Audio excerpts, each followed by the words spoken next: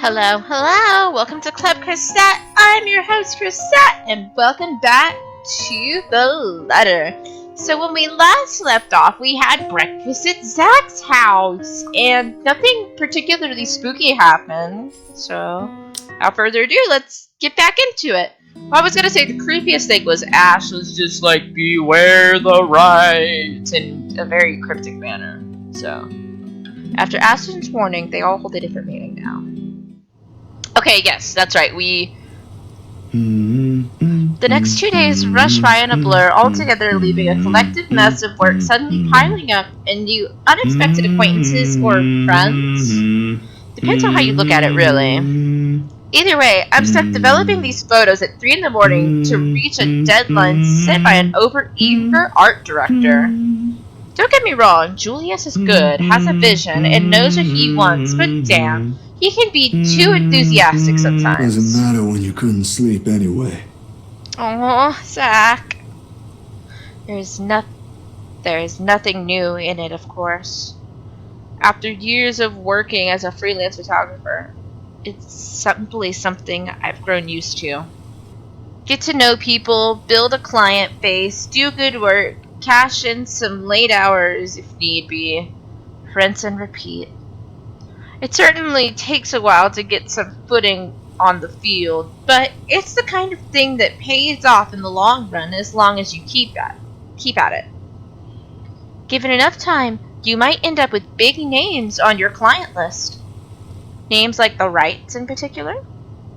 I never did pay much attention to them, but it's virtually impossible not to hear about them when a local news channel or paper has something to say on their name. A party here, an acquisition there. Sometimes it's a new business venture. Other times, it is an everyday gossip that typically follows popular people like them.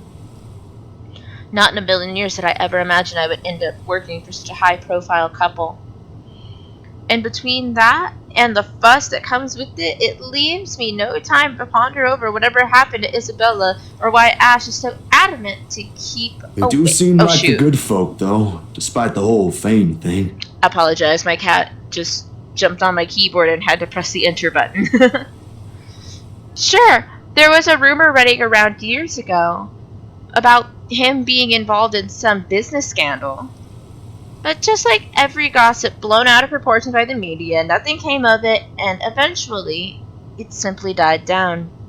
Much is definitely left to be said for the husband, but I don't doubt a woman like Miss Wright would pick him if he doesn't have any good points at all. Mrs. Wright, Hannah herself, though, she ain't particularly the way the press makes her out to be. The tabloids had it all wrong, that's for sure.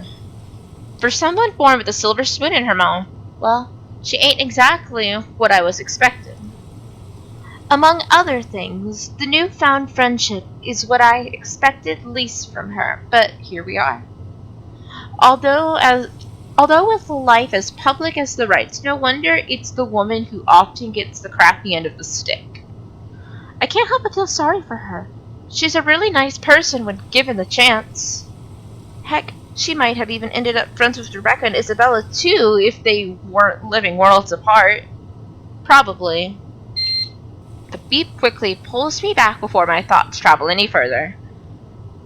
In one practice motion, I carefully place the wet print I am holding on a dry rack and amble over my makeshift dark room to get the last of the photos from the water bath. Inside the converted broom closet, the film processor lets out another soft clack before going into standby mode. At its mouth, a lone photograph sits on the tray, barely visible with the lack of light. It's the last one tonight for the set Mrs. Wright requested. I don't usually make this a habit, giving away stuff, that is. It's bad for the business, no matter how well-intentioned or generous you are. This exception, however, she did treat me well, and was a pleasant companion all throughout the shoot. Even if she didn't ask, I probably would have given her a few prints just for the hell of it. Miss Wright ain't such a bad subject matter to begin with. And maybe this is just me, but for someone who has Everything at the palm of her hands, all the money in the world, a loving husband, and a plenty big mansion to call home. She's lonely. She doesn't just appear like it. She shows it in the tone of her voice, how she moves, and most certainly in her smiles. Always hidden behind the glamour for the world to never see. Sometimes for people like her, small things like these help. A little reminder that the world can be kind, too. Water drips from the paper as I blindly pick it up and gently lay it down on another tray, holding a decent amount of the photo flow. I thought it was going to say portfolio. My bad. A few seconds under the solution is all it needs before it's ready for drying. No good rushing this last one, even if my body's already screaming for some decent snooze. My hand fumbles for the light switch, moving towards it with familiarity, while I fish for a squeegee amongst the mess of tools on the drawer with the other. The bulb flickers twice before it glows, settles, and casts a soft light in the tiny space. When I glance back, squeegee in hand, ready to finish the process and finally call it a night. What on earth? He did catch something then. Oh, he caught something even more horrific. Her head is gone. Blurred and distorted beyond recognition, rather. The area completely smudged, leaving no trace of the same sweet smile the good woman carried in all the previous prints. Damn, that was too careless. A common mistake to make, of course, if one is negligent enough to pick a newly processed photo in the dark, like I apparently did. It has happened before, loads of times. But I still can't help but feel a small pang of frustration over one mistake a newbie would likely make. With a sigh, I reach for the switch again, intending to develop a new one from scratch. It could pass off for one of those supernatural pictures they show on TV, though.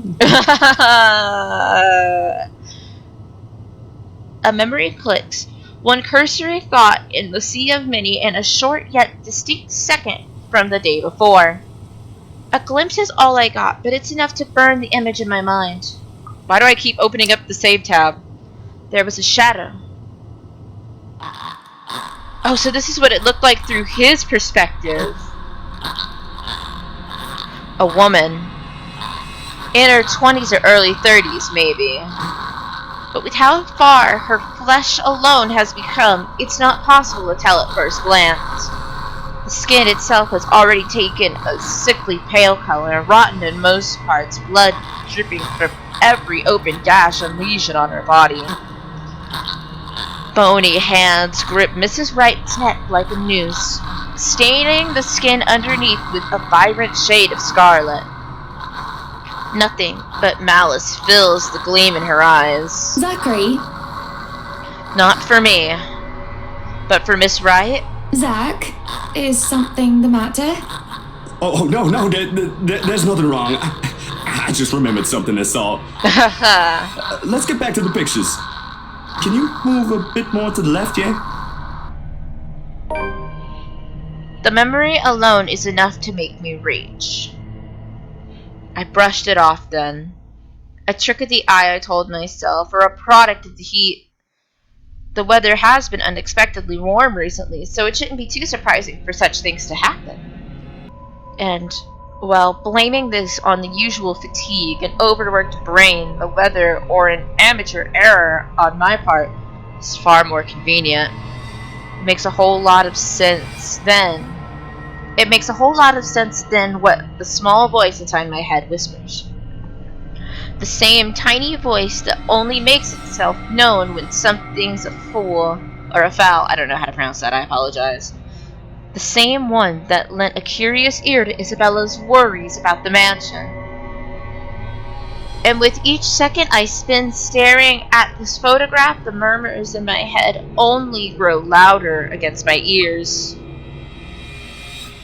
Someone has to know. Oh my god, so our choices are Hannah or Ash? Let's save this. I don't have an explanation for what I saw yesterday.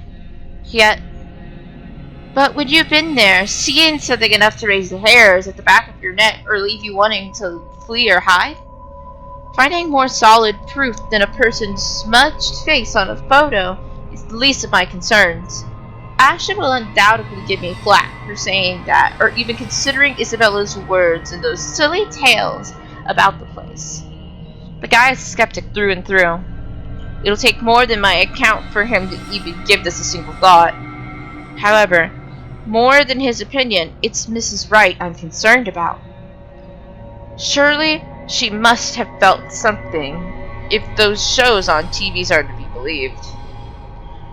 A touch of coldness on her neck, or maybe a feeling of being watched. That's what happens often, isn't it? Outside, the sun is yet to rise. I've still got a few hours before dawn. Good enough to mull over how I'll go about warning her. Plenty of space to check if I'll get the same result if I redo the process again.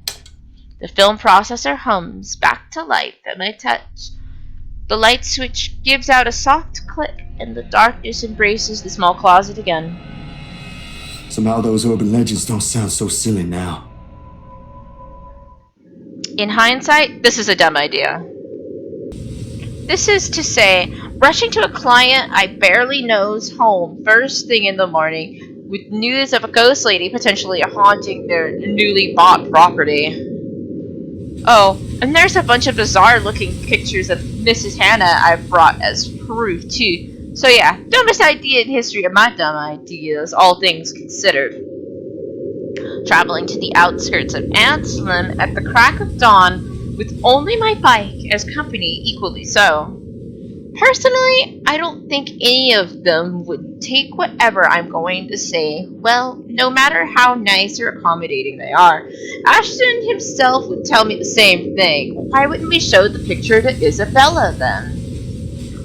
Odds are, he'll laugh at my face for good measure, if he doesn't freak out at me first for not listening to his warnings.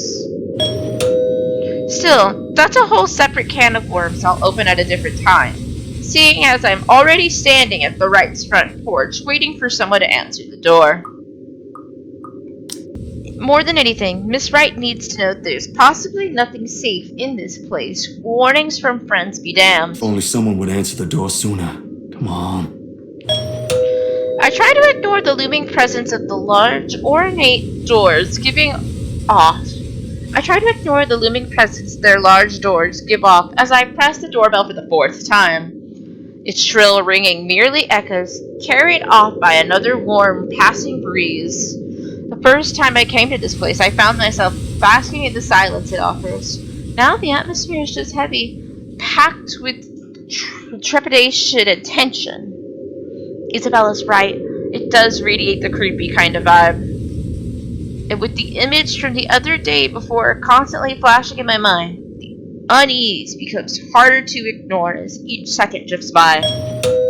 Not wanting to spend any more time here than necessary, I ring the bell again. I can't help but wonder if Hannah's actually just not going to answer due to what we saw at the end of her chapter, which kind of also makes this option seem silly too. You know what I mean? Another long second ticks by without anyone answering the door. If this fails, I can always go to Ash. Not really the most sensible course of action either, but waiting here ain't doing me any good. For all I know, the Wrights could be out of town. As luck would have it, as I'm just about to turn my heel, a loud thump rises from the other side. It's followed by heavy footfalls. It's followed by heavy footfalls and a string of very colorful expletives about one's parentage. Didn't we have that bloody annoying doorbell replaced yesterday? That Irish charge has cost me a fortune and she can't even fix this new thing. Oh no, it's gonna be the husband. And where the hell is... Your hands, if another po-faced prat is pressing that blighted bell, I swear I'll cut there. Oh no, what have I done? Actually, I know one viewer is going to be kind of curious to see this exchange. Let's see how it goes. The door swings open and a very irate Mr. Wright greets me. His partly rumbled appearance, a clear testament to how early the hour is. And who might you be? You just don't remember us, do you? I don't recall asking the movers to show up this early. I was prepared to face Mrs. Wright, their butler more so. But Mr. Wright, I don't know quite what to make of him yet. He surely knows how to make an impression, I'll give him that. Albeit a rude one. I only caught sight of him yesterday as he's directing the movers. Although from how exasperated he sounded, it seemed more like yelling was done than actual giving directions. Needless to say, I'd like to believe those instances ain't all there is to this guy. Mrs. Wright, at the end of the day, did marry him. I like how Zachary's giving him a better chance than I was initially. I was like, after, he used his colorful language to Zach, I was just like, are you ready to go beat his ass? But we'll see. Standing before him like now, though, is a different story altogether.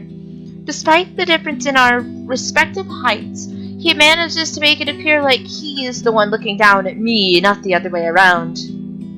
An apology instinctively forms in my mouth before anything else when he arches an eyebrow at my lack of response. Well, that's not exactly why I'm here, Mr. Wright, yeah? Right, of course, the one and only. And what can I do for you this fine morning? Just be like, here's some pictures that your wife asked me to drop off. The deuces, Have I seen you somewhere before? Bloody you peasants all look the same to me. Yeah, I'm actually... It doesn't matter, I don't care. I've got someplace important to be at today. Just spit out what you want or be gone. I haven't got all day. His eyes are sharp and expecting in spite of his indifferent tone. The very impression of someone whose sharp wits has served him well throughout life, the kind you have to carefully choose your words around. Disconcerting of how a simple conversation easily seemed like a ruthless form of social maneuvering. I can see why Mrs. Wright would want to steer clear of it, if only for a short while. And sometimes the only way out of the game is to be honest. Okay. This is a very tricky situation because I think it'd be best to pick I'm a friend of Hannah because he already had an issue with us when, he was aware that we were the photographer from Luxury Living. That might cause him to spit venom, but it'd probably be easier to say we're a friend of Hannah's. Sorry, sir. I was just... You see, I'm a friend of Hannah and... A friend of Hana. Yes, sir. His eyebrows shoot to his hairline at my answer. Although it swiftly disappears under his dismissive gesture and a chuckle at his heels. A small frown spreads across his face before I can stop myself. What I said has nothing remotely funny in it, yet here he is, hugging an arm closer to himself in a weak attempt to keep his shoulders from shaking. Did I mispronounce something wrong, or...? No, not at all. You didn't.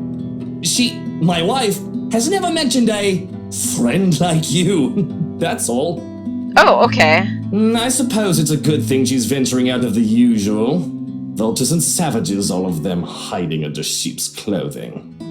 I don't really get it, sir, but it's not really surprising she wouldn't talk about me. We just met yesterday during the shoot. As soon as the statement is out, the immensible air melts away almost palpably. His eyebrows crease into a frown and his posture stiffens. With how fast the atmosphere around us changes in merely the span of a few spoken words, I'm not quite sure what I can and can't say anymore. Like handling a ticking time bomb. Is this why Ashton wants us to stay away from them? If so, a part of me regrets not listening to him now. Shoot. Who are you again? Zachary Steele, sir. I was here yesterday from the magazine feature about your home. Ah, that Zachary, the photographer. I remember now. Just when you think she'd be careful meddling around media types these days, she makes friends with one. It was really just small chit-chat, sir. The usual. To keep things entertaining. The shoot did take the whole afternoon to finish.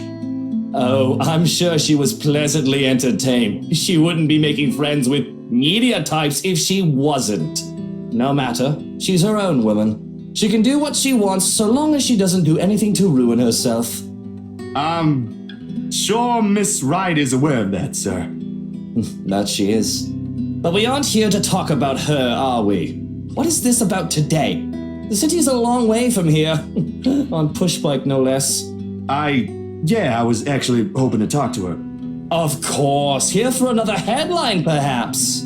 Not exactly, sir. I'm off work. Just why does he not have like pictures be like, hey, I'm here to drop these off, you know, like, and I was hoping to ask her something while I was here dropping off these photographs, like, just pull up a Nickelback, man, like. This is for something else. That's what they always say. The next thing you know, your face is in the front page of every conceivable scandal sheet going all the way to the ass end of Plymouth. I like how I was trying to prevent him from knowing we were at the shoot. If we could have, I don't know, like, because I know this sets him off. We learned that in Hana's chapter. You media types have such an insatiable taste for gossip. It's almost amazing. There won't be any of that in an interior design magazine, sir. I can assure you that one. Oh, you never know. Well-trained hounds have an uncanny way of sniffing out things no matter where you keep them. I do admire the passion, though. It takes a lot of energy for someone to leave bed this early, let alone knock at someone else's door at this hour. I mean, if it's as early as they're saying, I kind of wish he was in a bathrobe of sorts. You know what I mean? It's just like, do you just sleep in your tux and tie? That aside, unfortunately, you're going to have to come back some other day. You see, darling wife left not a moment ago. I have not an inkling where she went, or when she'll be back, so you're better off. Love, is it the movers? Oh. He stopped speaking altogether, and the complacent expression he has collapses on itself. Slowly he turns as his wife walks up to him with a step lively for comfort, a smile too sweet to be honest. She's very likely heard everything her husband and I have talked about. Going off somewhere. I've got the few things I want them to transfer already. Marianne made this splendid arrangement for the music room and... Love, are you listening? I thought you already left, Buttercup. She musters a frown, a pout more like, oh, that's my face whenever my husband and I get into it. The mischievous gleam in her eyes when she glances at me says all I need to know. I would have laughed at her antics if it wouldn't offend the other man. But as it is, it's better to let his wife have her fun without any reaction from me. I'm treading on dangerous grounds with him already. Well, I most certainly have not left yet. I wouldn't be standing here if I did, would I? Of course you wouldn't be, darling. What happened to her? Like, wait, she had a very strange transformation. Is that just not occurred? Yeah, I mean, it should have occurred. Maybe it didn't. I don't know. But don't you need to be somewhere else today? Something with Marianne? Shopping, girl, things? Oh, I'll be leaving in a few. Unless you want to join us. We could do mani-pedis together and you can get a manly petty. No thanks, darling. I'm afraid my liver, it's killing me today. Ooh. I thought as much. You needn't have to worry. I'll be gone in a few. It's just that I heard we have a visitor. What kind of person would I be if I didn't greet him before leaving? A very gracious one, I'm sure. Zachary, right? Zach, it's a pleasure to see you again. Likewise, ma'am. I was actually looking for you. Is that so? What for? A huge display of unprofessionalism is what it's for. Shush, darling. Let the man speak. I'm sure it isn't anything like that if he has to come all the way here, yes? It's about yesterday. The photos you asked, I mean. The copies are ready, but... My hand stills as I'm about to fish the prints out of my pocket. Why wouldn't you put them in a folder or something? Like, I don't know, I just envisioned they'd get all crinkled on the bike. A short second passes that which strikes me how I didn't think this through at all. How I'll go about telling her regarding the strange photos or revealing this to her in the presence of another person. Her husband gazing over us like a hawk doesn't provide any sort of comfort either. Just like that, all the words I have been practicing to say on the way here inevitably fall stiffly off my mouth. Mrs. Wright must have noticed my hesitation, because shortly she gives her husband's arm a gentle squeeze and a tender smile gracing her face. Unlike the first, this one is meant to appease. Love, I think Hansi might need some of your input for the final guest list. Could you check on him, please? This is before the party, then. Okay, I misunderstood. I keep getting the dates mixed up. I need to just sit down and read the entirety of the journal, so we know where we're at in time. Bollocks! Why in all Luxborn do I have to be there? Doing tedious jobs are what he's being paid for.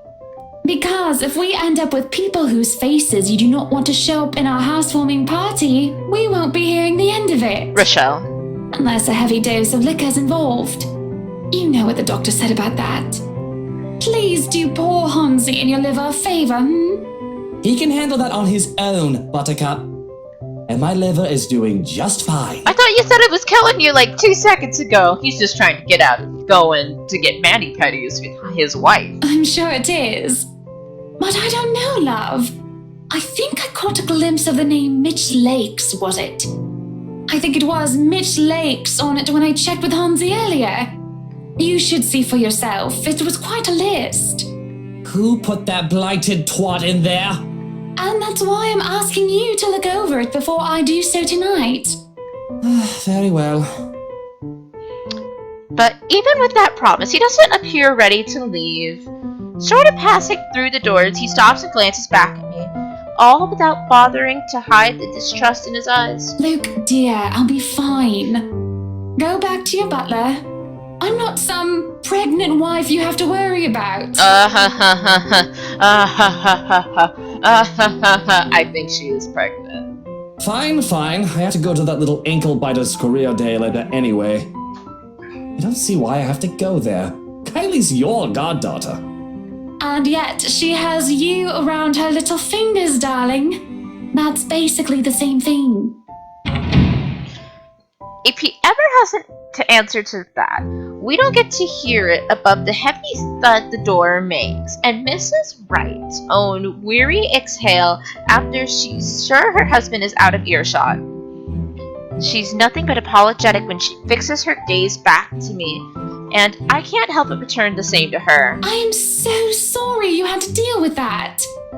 My husband can be a bit trying when he really applied himself. It's fine, Miss Wright. No harm done. It was my fault for showing up here unannounced. And this might be strange coming from me, but he does have the right to be wary. The press can be quite vicious when it wants to be.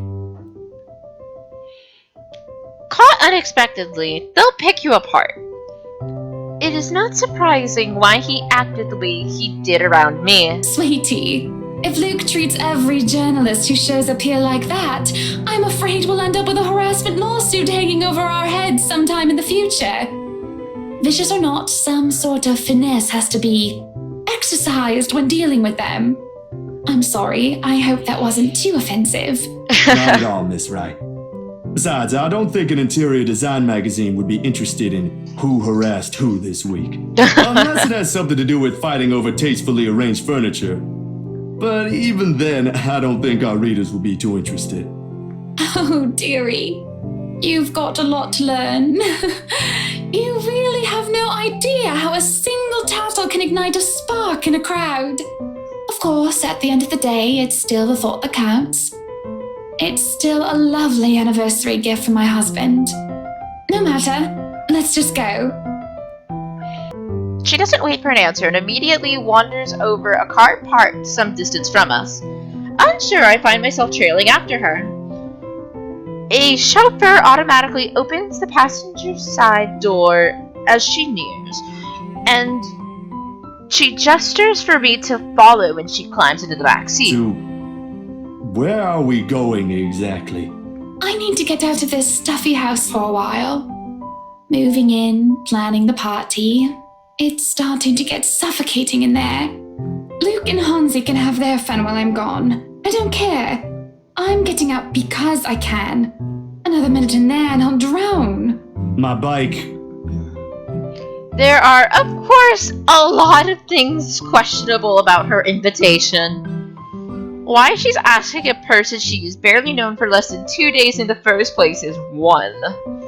How appropriate this is being another. And the rest of it crashes the moment she shoots me an imploring look. Please?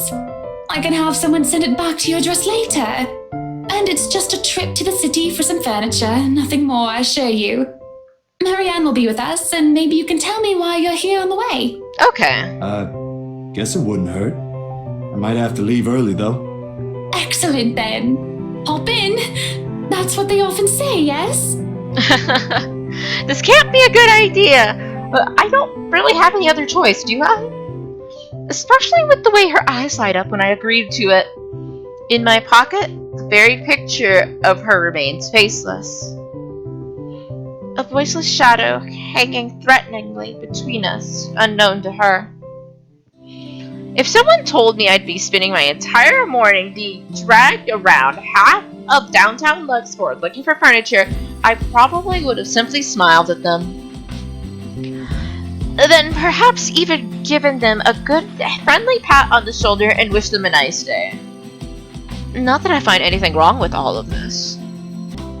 On the contrary, this is most definitely a nice change of pace after weeks of getting bogged down by several freelance gigs and shutting myself inside my apartment whenever I can. If only the weather would be a whole lot nicer, the kind with less sun and more clouds, perhaps. With the mid-morning sun slowly beating down on us as the high noon approaches, I can see why Mr. Wright skipped out on this trip. The bright side is the whole thing seems to have put Miss Wright in a less somber mood. After the fifth store, her pace is considerably livelier, her gestures less guarded than the one she displayed at the mansion earlier. The presence of another person might have helped as well. Although Miss McCullough seemed less predisposed to small talk, preferring to keep to herself most of the time and let Mrs. Wright lead us wherever. She did acknowledge me with a small nod when we were introduced earlier. But that didn't make standing outside of the store together any less awkward while we wait for our client to finish her inquiry inside. So, interior design, huh? She cast me a sidelong glance before returning to her notes again, her pen scratching faintly against paper in a quick successive strokes. Ah, there goes that. I did say I'm not good at starting or keeping conversations going, didn't I?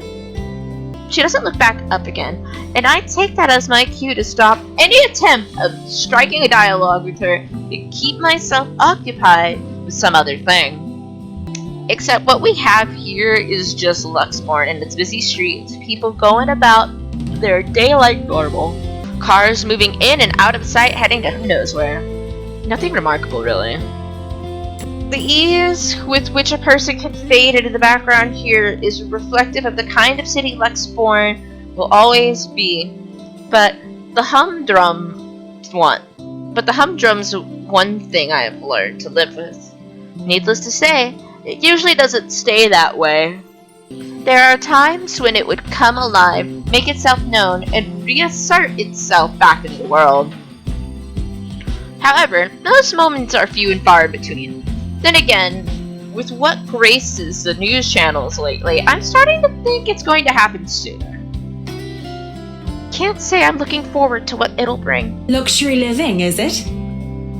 Her voice effectively cuts through my thoughts just as I count the 13th passerby wearing a hat today.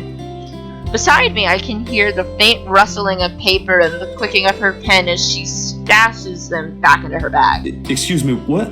The magazine you're working for. It's luxury living, isn't it? Oh, yeah. You've been featured by them before, I take it? A few years back, yes, for just some issues. My designs still appear from time to time, though not as frequent as before. Gotta have room for new talents, right?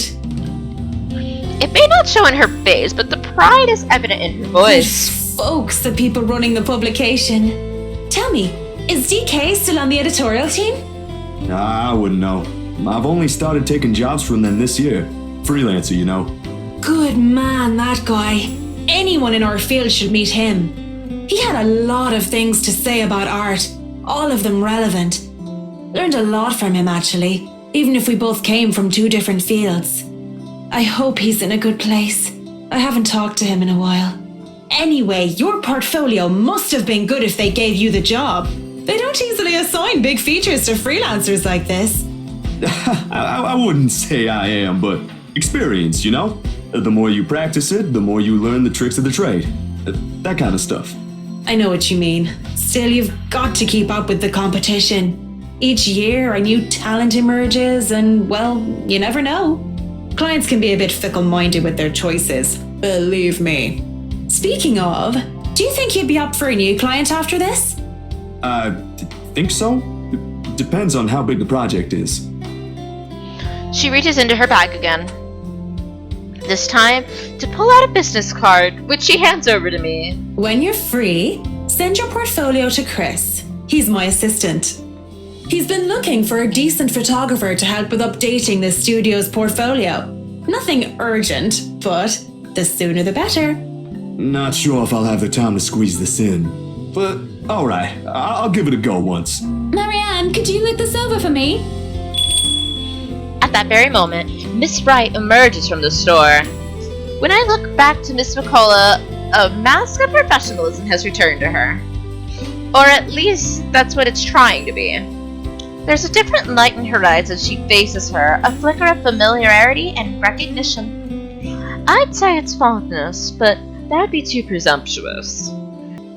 Whatever it is doesn't last and is briefly swept under the firm tone of her voice. Definitely. Is there a problem? They said they don't have the colors you suggested. Do you think we can change it around for a bit? It might take a while if we insist what we want, and you know I'd rather not worry about this later. I think it'd be better if I handle this one myself. Excuse me. She walks into the shop without another word, leaving the two of us standing outside. But as soon as she's out of earshot, however, Miss Wright lets out a giggle and swipes the business card cleanly off my hand. She smiles, a bemused little thing spreading across her face, and waves the card in front of me. I wish she'd do that more often, the smiling thing. It suits her more than the other one she frequently shows to the media. Shoot. I look away, and the next thing I know, you're picking up women. On the streets, while the sun is high, no less. I'm not sure if I should be appalled or amazed. Whatever happened to the Zach I met a day ago? About as tall as you. Photographer. Quite the gentleman. To tell you the truth, I'm a bit disappointed he's gone. It ain't like that, Miss Wright. And I'm sure Miss McCullough is not the kind of woman to let herself be picked up by strangers, let alone people she barely knows. Oh, shush. Let me have my fun. And didn't I say you can call me Hannah? This right after you introduced yourself as my friend in front of my husband. I do believe this isn't how friends address each other. Too formal, don't you think? She gives me back the card, nevertheless, and with it, her mood fades into a more pensive one. An odd look settles on her face, yearning, a bit wistful, as she looks back towards the shop's display window. There's nothing remotely interesting in it for me. Then I follow her line of sight, though. A few trinkets here and there, a fur rug, a sofa, a wooden side table, and a lamp, all tastefully picked and arranged to reassemble a typical antique living room. I almost said antique store, and I tried to combine the word store and room together there. On second thought, it does look comfortable. But why they added a crib beside it baffles me. Unless, of course, the people they're hoping to market to are those who already have children. or about to have one, then maybe it is fitting. Peculiar choice of decorations aside, it does make for a nice icebreaker, if it's not on the same level of weird or completely out of the blue. It still leagues better than the awkward silence, which is definitely too out of character for a personality like Hannah's. How should I start the conversation? Do you think a crib would make a good gift? I'm very curious as to what she would want to talk about. I know she wants to... Let's ask. My sister just had a baby, you know. She tears her attention away from the window and looks at me with an incredulous expression on her face. I don't know. I probably mispronounced that word entirely. Just like I had asked her to drive off a cliff. Oh, it added our relationship with Hannah. Okay. She relaxes eventually, but I can't get that image of her like that. She relaxes eventually, but I can't get that image of her like that off my head. I hope I didn't say anything to offend. Oh, what brought this on? Nothing. It's just a thought. No, talk about the crib. She gave birth a few weeks ago. I suppose a congratulations is in order then. Thanks. I'll let her know. Do you think a crib would make a good gift? I'm sure she'd love that if she doesn't have one yet. Otherwise, maybe clothes. Or things she can use to care for the baby. You realize I'm the last person you should be asking about this, yes? Oh, it's her first baby, don't you worry.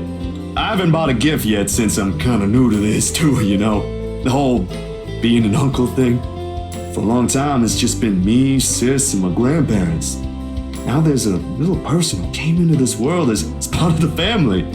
Who'd have thought, huh? Please don't tell me you're jealous. Oh, of course not.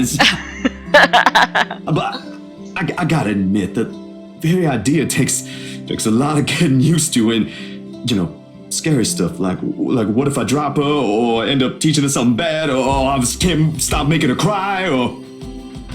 Something warm presses against my arm, gentle as it could be, which stops the rest of my words from coming out.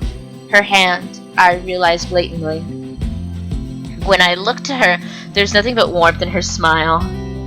She's been doing that a lot in the past few hours, but I can't help but return it to her. Zach, sweetie, stop. You're panicking. It's going to be fine. I don't know, Hannah. Maybe I'm not cut out to be a good uncle. This is such a random conversation, like... Don't be silly.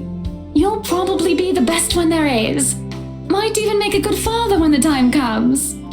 Whoever you choose to be with will be lucky to have someone like you, I'm sure. At this, her expression softens, sadness fleeting in her eyes for a little while before she looks away. I'm the one who's worried if I'll ever make a good mother. Luke doesn't seem to even want one of our own. How pitiful is that? 7 years and we're still at this point. I don't even know what to call it anymore. Now I'm carrying this other life with me while the father doesn't want anything to do with it. She just admitted she's pregnant. What am I going to do, Zach? Because right now I'm absolutely at a loss. Oh my god, this is a really heavy topic right here. Like, Jesus Christ, she... Oh man, now I regret not building up Luke. You know what I mean? It's like... Oh. Zach just... Oh, beautiful. A beat. Oh. The realization strikes me like a ton of bricks suddenly bearing down on me. More than astonishment must have shown in my face because Hannah lets out a chuckle. The slump on her shoulders disappears altogether underneath her mirth. Don't look so surprised, dearie. Tied the knot 7 years ago, remember?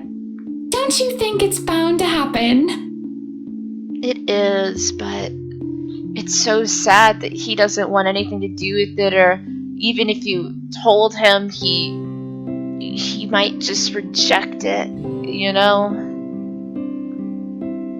She brandishes in front of She brandishes her hand in front of me, the unassuming silver band on her ring glittering against the late morning sunlight for a second. Her eyes, it's lovingly, almost tenderly, despite the trace of sadness in her voice. For all I know, there's an entire story there. I'd ask, but it would be inappropriate, even for friends. It's not my place to meddle to begin with. Or at least that's what they've been saying early on. My whole social circle would be saying it's a long time coming. But the kid is something you want, right? Because if it ain't, then that's a whole other problem. Of course. I wouldn't deny I've been hoping to have him or her for a long time now. But then, now that we're here, all of a sudden, there are a whole lot of other things to be worried about. Business, a new home, public image, my own husband, and I don't know. I didn't really have anyone for a role model. That's so sad. I practically grew up with nursemaids pampering me every step of the way. What if it happens to this baby as well? Oh, I can already see how this will end. Huh. I guess it's not just my sister. What? You and my sister. I mean, you're both having jitters or something like that. That's what it's called, right? First baby jitters? Mind you, she was really convinced she'd do everything wrong then. He even called me in the middle of the night. Asked to switch places the day she found out she's carrying a new member of the family. Never mind how utterly impossible her request is. I'm quite sure I haven't done anything of that sort yet. Oh, you don't know that? My brother-in-law has been telling me things 5 weeks into my sister's pregnancy. Since she's one cranky pregnant lady. Man, good thing I found a place for myself years before that bundle of joy arrived, huh? It can't be that awful. Who knows? I think we'd better leave it for Mr. Right to decide, yeah? Provided he comes around. Right. The tension between them is so sad, man. Like, I wish I had more. I wish we could see Luke right now and how he would react to this. You know what I mean? Like, she even just like straight up said it earlier to him. It's not like I'm a pregnant wife. She hasn't told him. And of course, she hasn't told him. We didn't do what we needed to do for her to possibly tell him. And yeah, in her chapter. He just sounds so repulsed every time the idea is brought up. You can't just bring it up as an idea then. You have to bring it up as a, hey, I'm pregnant. Look at this little pregnancy pea stick magic wand. It doesn't lie. It's not broken. Then maybe you should say it to his face. No mincing of words or beating around the bushes. Thank you, Zach. And if he says no? Then you gotta deal with it. I don't know. I wouldn't know what to tell someone then either. You haven't even told him yet. Besides, that's his kid. Don't people usually say fatherhood changes men? I wouldn't call myself a living testament, of course, but there ought to be something that will hit him in that idea alone. A wrecking ball would be nice. Laughter escapes me before I could stop, and for a moment, I thought I had done something wrong when she doesn't join in. He's still her husband, no matter what jest or complaint she hurls about him behind the media's eyes, or in the presence of people she trusts. But when she does, her chuckle, a small, hesitant sound at first, I find the rest of my unease slipping away. Well, whatever it is, my point is, you've got no idea what will happen. In the same way, you don't know if you'll be a good mom. Trust me, my sister's been there. It's perfectly normal. If my opinion matters, though. A long second of indecision goes by. I can feel her eyes filled with nothing but curiosity, boring into me while she waits for the rest. It's just a simple sentiment, but one thing I think she needs to hear for all her doubts she unwittingly places on herself. I'm just not sure if it should come from me. I'll be damned. I think you'll be a great mother, Hannah. If she doesn't answer that, I don't get to hear it, nor does she get to say it. As soon as it's out of my mouth, the bell hanging over the antique stores chimes, and out comes Miss McCullough. I feel like I read that whole sentence wrong. For a moment, for more than one reason, I have never been so relieved our talk got interrupted. Everything's been taken care of for tomorrow, Mrs. Wright. We'll have everything you requested delivered early. I've left them instructions, but I may have to visit again right before your housewarming party to check for a few things. I hope that's acceptable to you. Okay, so that would make sense, because I remember in Hannah's chapter, she's like, I can't stay for the party. I'm busy AF. Like, so that's Morning, good. Marianne. This is a little early to say, but you did marvelous work with the mansion. I can't wait to see all of it come together tomorrow. I'm only doing my job, ma'am. Needless to say, it's always a pleasure to hear a client is satisfied with my work. Nonsense! You have every reason to be proud. I know you've already established your name here, but I'll still make sure word gets out, of course. I think I've got a few friends who might be interested in decorating their homes. I'll see if I can introduce you to them tomorrow. I really don't want to impose, Mrs. Wright. There's still a lot to be done, and I'd rather be keeping an eye on it myself. You know well enough I'll still do it. You too, Monsieur le Photographe. You better be the one taking the pictures for the event tomorrow, or I'll be very upset. That explains why he was at the mansion and why he did not interact with her. Okay. I look at her, confused. Last I checked, I have nothing scheduled on my plate tomorrow. A couple of fleeting thoughts did cross my mind, like working on personal projects. But with the expectant expression on Hannah's face alone, I wondered before how they got Isabella to sell them the mansion with all the paperwork and the loops it has to go through. Well, now, the how is already standing in front of me. It's just one giant ball of persuasion in human form. If I have any doubts how she got around life, all of them have been dispelled right this instant. Hannah hasn't said anything yet, but I already know what my answer will be. What event? Our housewarming party, dearie. I've already sent invites through your publisher. They should have informed you of it by now. I may have probably missed it. I haven't gotten the chance to check my mailbox yet. Deadlines, real life happenings, they can be pretty hectic. I'll try later, but they might have already assigned it to a different photographer if they haven't received my reply yet.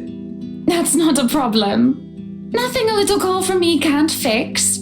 I'll have them know I'm specifically requesting for your presence. It shouldn't be too hard. Just promise me you'll show up. I expect to see you both there. No excuses. Good company, good music, good food. Of course I'll be there. Lovely. I hope we have that settled then. I'd love to stay and chat, but unfortunately I have an appointment scheduled with the doctors after this. You two will have to excuse me. Are you feeling fine, ma'am? It's nothing big. There is a short while in which her hand faintly touches her stomach when she says this. Her smile, as she does so, a tender thing in itself. She might never let it cross her mind, but motherhood would suit her. The kid is already loved even when he or she has yet to have a sense of the world. Candid moments like this, I wish I had brought my camera for. Sorry we had to cut this short. I'd love to have lunch with you two, but, well, you two know how it goes. It's quite fine, Mrs. Wright. I need to get going as well. Is it somewhere far from here? I can have my driver drop you off on the way.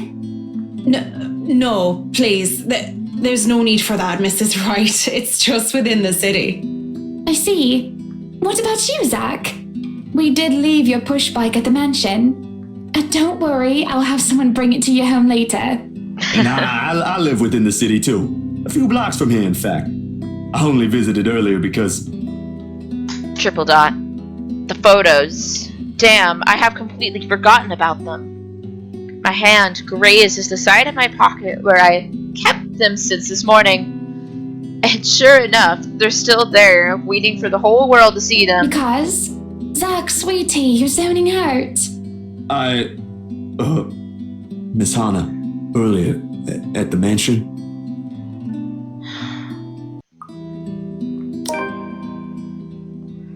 She should really know. I really should tell her. Yet, Zachary, what is it? when I look at her, all I see is a woman who really wants the best for the family she's trying to build. I see those loving smiles on her face whenever she puts her hand over her belly, the fond tones in her voice every time she thinks about what it'll be in months' time. So that improved my relationship with her as well. I bet she bought that mansion for the same reason. To fill its many rooms with the smiles and the laughter of their children, to create memories from it, unlike the lonely one she had as a child. And I can't bring myself to shatter that little wish. What other proof do I have except for what might be taken of badly coupled developed photos? No matter where you look at it, this is ridiculous. Maybe I am seeing things, and I need to visit my doctor again as soon as possible. About the photos you requested. Oh, are they done? No, actually, they're not done yet. I had to finish the ones for the magazine first. I really don't want to rush it. Please don't tell me you came all the way to Anslim just to tell me that. I made you a promise. Oh, you poor thing. I won't hold it against you if you can't give it to me soon. I'm not rushing you, dear. Good art takes time, yes. I'm more concerned about the quality than how fast it gets delivered. With it, I'm sure I'll get my money's worth. You really don't have to pay for it, Hana. Shush you. Don't sell yourself short. You keep doing that and other people will follow.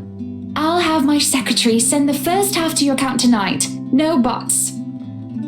Behind her, Miss McCullen merely nods, mouthing at me to take it just as it is.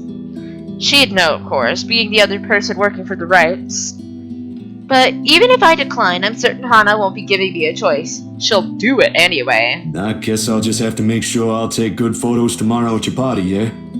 Fair enough. I'd love to discuss it with you, but I'll only get in the way. And I really need to leave now. Have a good day, then. You too, sweetie. She smiles and waves, and then she goes, leaving me wondering if I just wasted half of my day worrying for nothing. But the weight of the photos in my pockets is impossible to ignore. Maybe I should have done the foolish thing instead.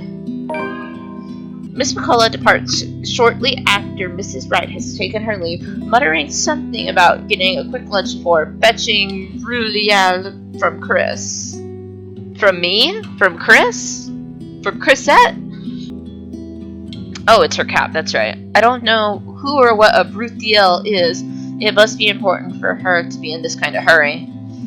And well, she doesn't seem to be fond of small talks. Something we can both agree on. Lunch sounds good, or a walk around the city maybe, but with the sun as high as it is, nah. And after how things with Miss Hana went, I simply can't muster the appetite for anything at the moment. If I don't do anything with it now, I have this impression it'll rear its ugly head again. But by then, things might be too late to fix. What other choice do I have? Ash, Rebecca. In all likelihood, all they'll give me is a pat on the back and a Z-Man, go get some sleep, you're at it again, from Ash. I'd like to talk to Isabella, but I haven't seen her around since she showed up at my apartment 2 days ago. Weird. There is one person, though. Damn, I should have thought of that first. The priest? And as it turns out, I do have another choice. I'm not a religious person. I won't identify myself as such. Or rather, I can't. Sure, my grandparents didn't have to force me to go weekly. I'd happily join them. In fact, most of my childhood Sundays have been spent attending service. It's simply that as you get older, the more experiences you get, forming your own beliefs on things becomes easier, for the lack of a better word. And at one point, it just stopped, that kind of thing. Nevertheless, I hold no disdain for it. Sometimes it doesn't help, so I like how we're actually in a light version of church from our title screen right now. When things are really, really bad, when the dreams won't stay where they should be, talking does a bit. It's a good thing Father Norman, well, he's not completely the pious man you'd typically expect. My unlikely friendship only probably happened because he's the kind of guy who's cool with the young ones, as he aptly puts.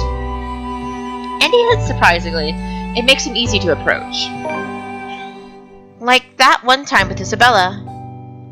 I don't think he believes in the ghost kind, but there he went. Maybe he has something to say about the photos as well. It won't hurt since I've already gone ahead and went to Anselm. At daybreak on my bike. At the very least, I know I won't get shouted at by whoever answers the door. Unless someone does that inside a church. I highly doubt it. Despite its age, the Luxborn Church is a thing of wonder in itself, with its high vaulted ceilings and intricate stained glass windows. One of the many gifts from the Erbergard family donated to the community in its early days. Or so I heard from Rebecca. Well, she would know, she's a history person. She mentioned this once, although most of it flew over my head then. At this time of the day, the church is mostly empty, save a few visitors and ushers shuffling about, some muttering their prayers under their breath. The scene of burning candles and incense permeate the air, giving the place a gentle feeling of reverence. I struggled on that word way too much. Pretty welcoming, all in all. Even so, I keep the noise my treads make to a minimum. Disturbing the quiet feels like a sin alone. An usher points me to a pew in front of the altar when asked where Father Norman prays. He mentioned something about the good priest not being in good health ever since he did the favor for a friend to bless an old house. He's become cursed too then. Oh no, I really was not expecting this. This is the first time in days he's left his room. No surprise there. With the weird heat lately, even Rebecca caught something. Nervous little chap, the kid. Nevertheless, he leads me close to the front of the dais, I think that's how you say that, with the reminder not to stay long before walking off. Seconds later, Father shifts and stands. He doesn't seem to have noticed me, and I have to give him a little tap on the shoulder. When he looks, though, to his surprise, to say he's surprised is an understatement. Stay away. Oh my god. His voice comes out of a whisper, almost inaudible in the hush. A quiet restraint and deference to where we are both standing. I can't read that word. But the tremor is there. He focuses me on with wide, bulging eyes, copious amounts of sweat appearing on his forehead despite the relative coolness of the place. Father Norman? Keep your distance. Hey, it's me, Zach, remember? Stay away, don't come near me. It must be the fever talking, or whatever he caught. It has to be. I don't recall ever doing anything for him to drive me away like this. In all the years I've known him, he's been nothing but polite, nothing but accepting of people regardless of the beliefs or status in life. For words akin to a threat to come out of him, simply beyond unimaginable. Go back to where you came from. Leave. Father, what did I do? Leave, now. I extend a hand to his shoulder, meant to be reassuring, but he recoils, his ankle catching on the edge of the dais as he backs away. His shout when I attempt to reach out again echoes through the entire hall, catching the attention of a few people inside. I try to keep a level tone, but with these strangers' eyes trained on us, panic starts to weave its way into me. Stay away, demon! Go back to the hell you came from! Father, it's okay. I only came here for some pictures I thought looked odd. I figured you might know something. From my pocket, I fish out the photos and try to hand it to him. Instead, he strikes my wrist away, almost like an accusation, and sends the photographs fluttering uselessly to the floor. Helpless, I can only watch as he curls into himself on the ground, a sad, blubbering mess whimpering to himself. He tips his head forward and begins rocking, his hands clasped over his ears. Such a cursed spirit, so full of anger and pain. All those horrible things I've seen. I can't sleep, I can't eat everywhere I look. Go away, go away. Go away. You're not supposed to be here. This is a house of God. Be gone, demon. Lord have mercy, God our Lord, King of ages, all powerful and almighty. You who made everything and transform everything simply by your will. A number of people have moved closer, mostly just to gawk. Thankfully, as if to save him from being under spectacle, 2 ushers come, taking him away. One of them, the kid from earlier, shoots me an apologetic look. I can't even return it to him. Anxiety is a powerful thing, a firm little notion that clings, eats, and consumes you. I can still hear his prayers even as they drag him away. May he keep at bay and vanquish every evil power, every poison or malice invoked against us by corrupt and envious people. And then under the protection of your authority may we sing in gratitude. Oh my god. It rings, hums in me as I am left to pick up the pieces of this chaos. Back to square one we go. If there is salvation in this, I hope we find it soon. So no matter who I took, they would have became cursed, I guess. The moon is well into the sky by the time I make it back home. My heavy treads and the sound of traffic outside echoing in my ears, filling the empty room with some semblance of life. Nana would scold me if she ever hears me walk like that. But after today, I really can't give a damn about everything. The mattress creaks under my weight as I unceremoniously flop down onto it, and I find myself looking at paper under my grip. As promised, Miss Wright had my bike delivered back to my apartment.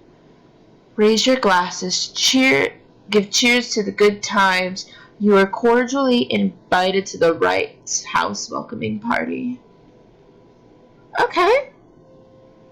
Found it parked in the rack downstairs with an invitation and a note tacked to it, in fact.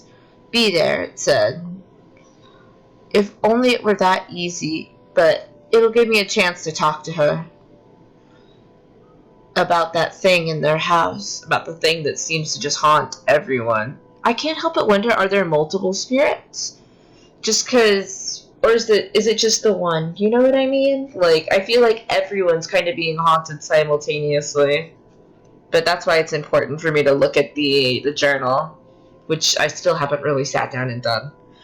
With a sigh, I let my hand fall to the side of the bed along with the invitation. I'll think about it tomorrow when my head ain't muddled with thoughts of a headless woman and the haunting smiles of a ghost. Belatedly, it occurs to me I haven't eaten anything since I left this morning. An empty, gnawing ache makes itself known, and I can't bring myself to stand up. Today was a complete waste of time and frankly a disappointment. I don't like this. The lack of certainty, the disquiet, the lack of stable ground to stand on, the part where I do not know what will come tomorrow. Ever since that damn letter, everything has seemed to have been thrown out of the loop. I wish everything stayed the same. Routine would have been easier to make sense of than this. Closing my eyes, I let the noise from the streets below lull me to sleep. At the very least, that's one thing that hasn't changed.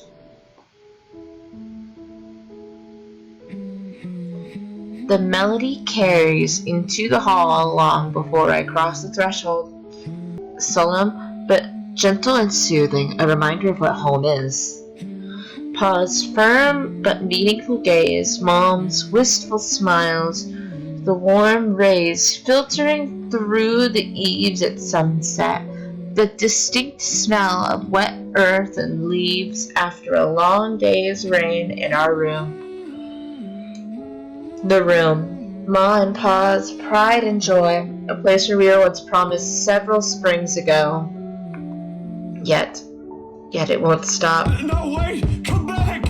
I'll be good this time! Please don't leave! Please stay! The floorboards are cold under my feet more than it usually is. The walls more foreboding than what I'm used to. Further and further the room goes. Ma's singing ceases and Pa. I can't hear Pa. Not above the vacuous clanking and the deafening roar of gunshots, nor the screams replacing the comforting soft melodies. There is only the blinding fear. But when the light breaks, her skin has already taken a sickly pale color, rotten in most parts, dripping blood from every open gash and lesion on her body. Bony hands grip Hannah's neck like a noose, staining the skin underneath with a vibrant shade of scarlet. Nothing but malice fills the gleam in her eyes. A scream ripples through the air. My whole body feels distant, every limb heavy with lead, all unable to move at will. Even so, I cannot wipe the beads of sweat forming at my temple. The rasping of my breath easily fills the room in the wee hours while I force it back onto a steady rhythm. There's a tightness in my chest that I can't shake off, my heart pounding against it as if it's about to burst out. Something cold has settled in my legs. Not the usual chill that comes and goes with the passing breeze from the window, but one strong enough to sting, shackle, and even leave a frigid sensation creeping up my skin. With every struggle I make, the pressure winds firmly around my legs, tighter and tighter and tighter, all until it becomes too much. My heart stops. Another draft sweeps into the room and brings with it the iron tang of blood, thick, suffocating, filling my nose with a foul, sickening smell as I shift my gaze downward and it slowly comes into view. Oh my god, this is probably the worst visual we've had of her thus far. This is like some scary stories to tell in the dark. Mouth stretched in a heinous smile and eyes brimming with nothing but madness. The stench of gore taints the air around me, and I can't look away from her, from the terror and death that her uncanny, twisted features alone scream. I try to open my mouth to shout, to ask for any help, but my voice has left my body altogether. All I have is a painful realization that no kind of plea will ever save me from her. And then, suddenly, the bed dips. Triple dot. The brutal plunge back into myself jerks me awake. There is no ear-splitting scream, no wild thrashing of limbs, There's a painful, constricting awareness that something has wound itself tightly around my neck. I waste no second pulling a blanket away, but allow myself a few minutes to steady my breathing before getting off the bed. Inhale, hold, exhale. 1 step, 2 steps, 3. But the dreams have gotten worse. Ever since 2 days ago, no longer are they the small cursory flashes that I'm used to, but vivid ones that linger. I can still feel the blood in my hands, the putrid smell of rotting flesh, the sickening crunch of the bones breaking with every movement, and her cold, chilling eyes as they bore into me. I draw in one long, ragged breath, and before I know it, I'm walking out the door. Even in the waking world, it reeks. A bench on the park is far from the most private place for thoughts in Luxport, considering its location is at the heart of a bustling city. But in the early hours of the morning, it provides enough peace and quiet for any poor, problematic soul who happens to wander here. The city is just waking up, a little later than usual.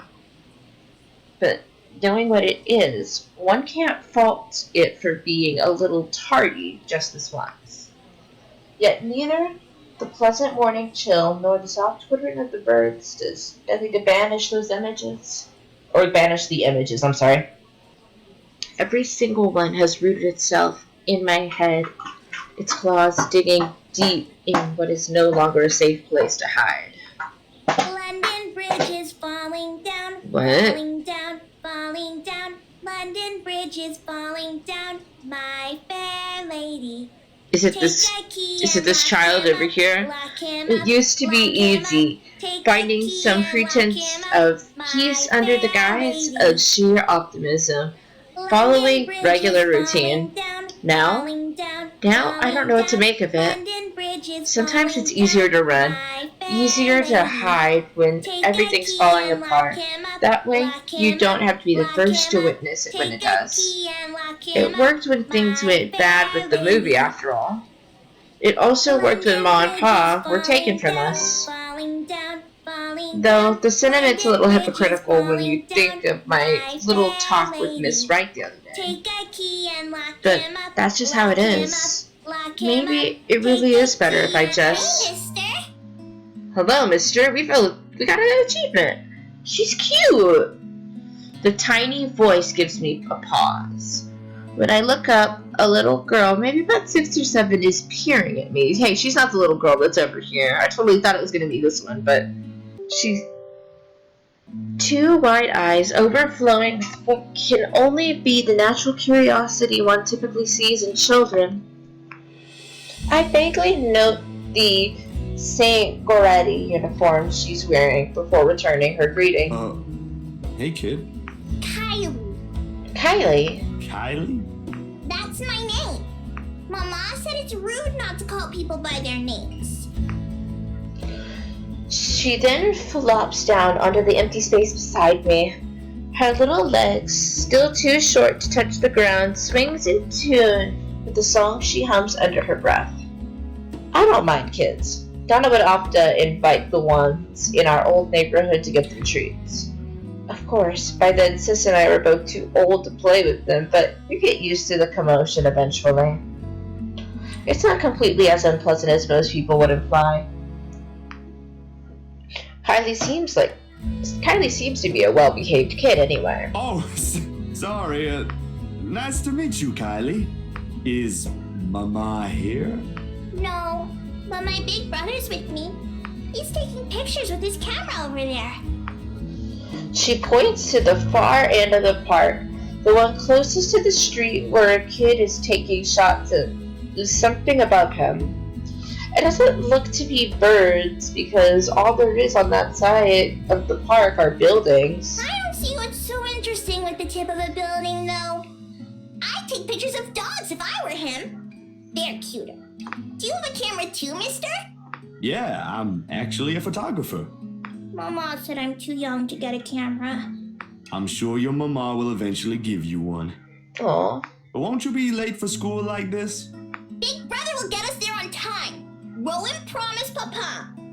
We aren't going to be late. It's sports day.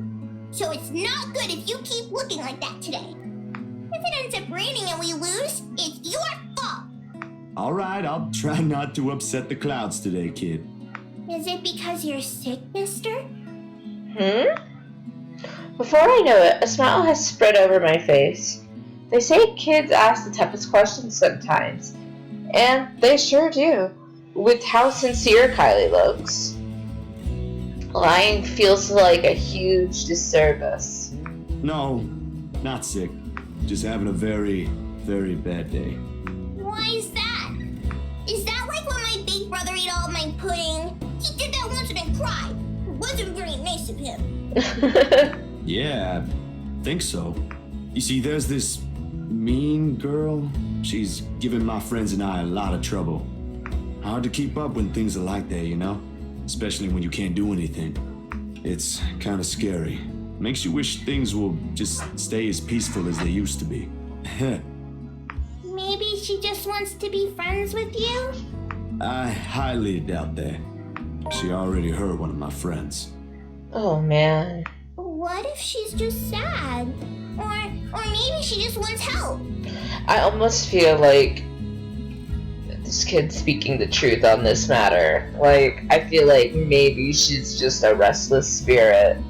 That's what happened with Melody. I let her borrow my crayon when she left hers. Now we're playmates. It's not really the same thing, Kylie. What she did, they're pretty bad things. I still think there's another reason. Did you try talking to her? That's what Mama said I should do. I don't think that'll work either. You haven't even tried yet. You sound like Rowan. You're just scared, mister. That strikes a chord. Maybe it's the honesty in her tone, or simply the truth in the words itself. I don't know why, but I can't help it. I laugh. Loud enough to disturb an elderly couple taking a leisurely walk nearby. Why are you laughing? That's nothing. You're a really smart kid, you know that? That's what I've been doing, ain't it? Go full speed ahead, then backtrack when things get tough. Stay in my safe zone because that's what I know. Once Dr. Navarro said I should be the first one willing to deal with my problems before anyone else. I didn't show up on our next appointment after that. But he's right. And though I hate to admit it, knowing what I've seen, but the kid makes a good point too. I've been so caught up thinking there might not be a way out. Maybe there isn't, or maybe there is, but that doesn't mean I should just leave it up to fate. You better get to school, though, or you'll miss sports day. You should have won yourself some awards, alright? Alright. Can I show it to you when I do? That can cheer people up, right? In the distance, her brother calls for her, and I took that as a sign to leave. Got things to do, to face. The first few steps, they say. Nah, I'm good now, I think. Thanks to you. Besides, Mister needs to go. But you should show it to Mama and Papa. I'm sure they'll be proud of you, Kylie. I will. Thanks, mister. Bye. Oh shoot, I accidentally cut off her bye, dang it. I gave her a little pat on the head before heading my way. A small gesture of thanks from a stranger she didn't know might have needed help. A small gesture of thanks from a stranger she didn't know she might have helped. She might not understand it now, even though at such a young age she already has an understanding of things, but maybe when she's older. When the world no longer seems too big for her. But aren't you going to help me, mister? With what? Confused, I glance back. No! Oh no! Whatever cheer our little talk brought has vanished under the shadows suddenly dancing in my eyes. The frigid air is almost definitely not how the morning chill should feel, like bitter, stinging, and welcoming. And the kid... What do you think, mister? Are you going to help me? Leave us alone! What did we do to you? The response never comes, however, because when I blink, gone. Hello? Mister? Are you okay? Oh my god. For several passing seconds, I let my stare linger on her face, waiting for any sign of another change. But all that remains in there is the carefree smile of a child. None of the spite, none of the cold, bloody smile. Nothing. I really need to go, Kylie. It was nice meeting you. See you again, mister! I break into a run. I don't look back, not even as I bump into a couple of passers-by as soon as I'm out on the busy streets. Going insane. This is what it is. And if we don't do something soon, we all will be. The tremors follow me even as I get home. I hoped a little stroll around the block for a few hours would help. Instead, I am assaulted with more images of her smile, the loathing in her eyes, the stench of gore, the horrid crunch that comes with every movement she makes. Even old memories have been sullied by her, and Ma's song no longer sounds as sweet as it's meant to be.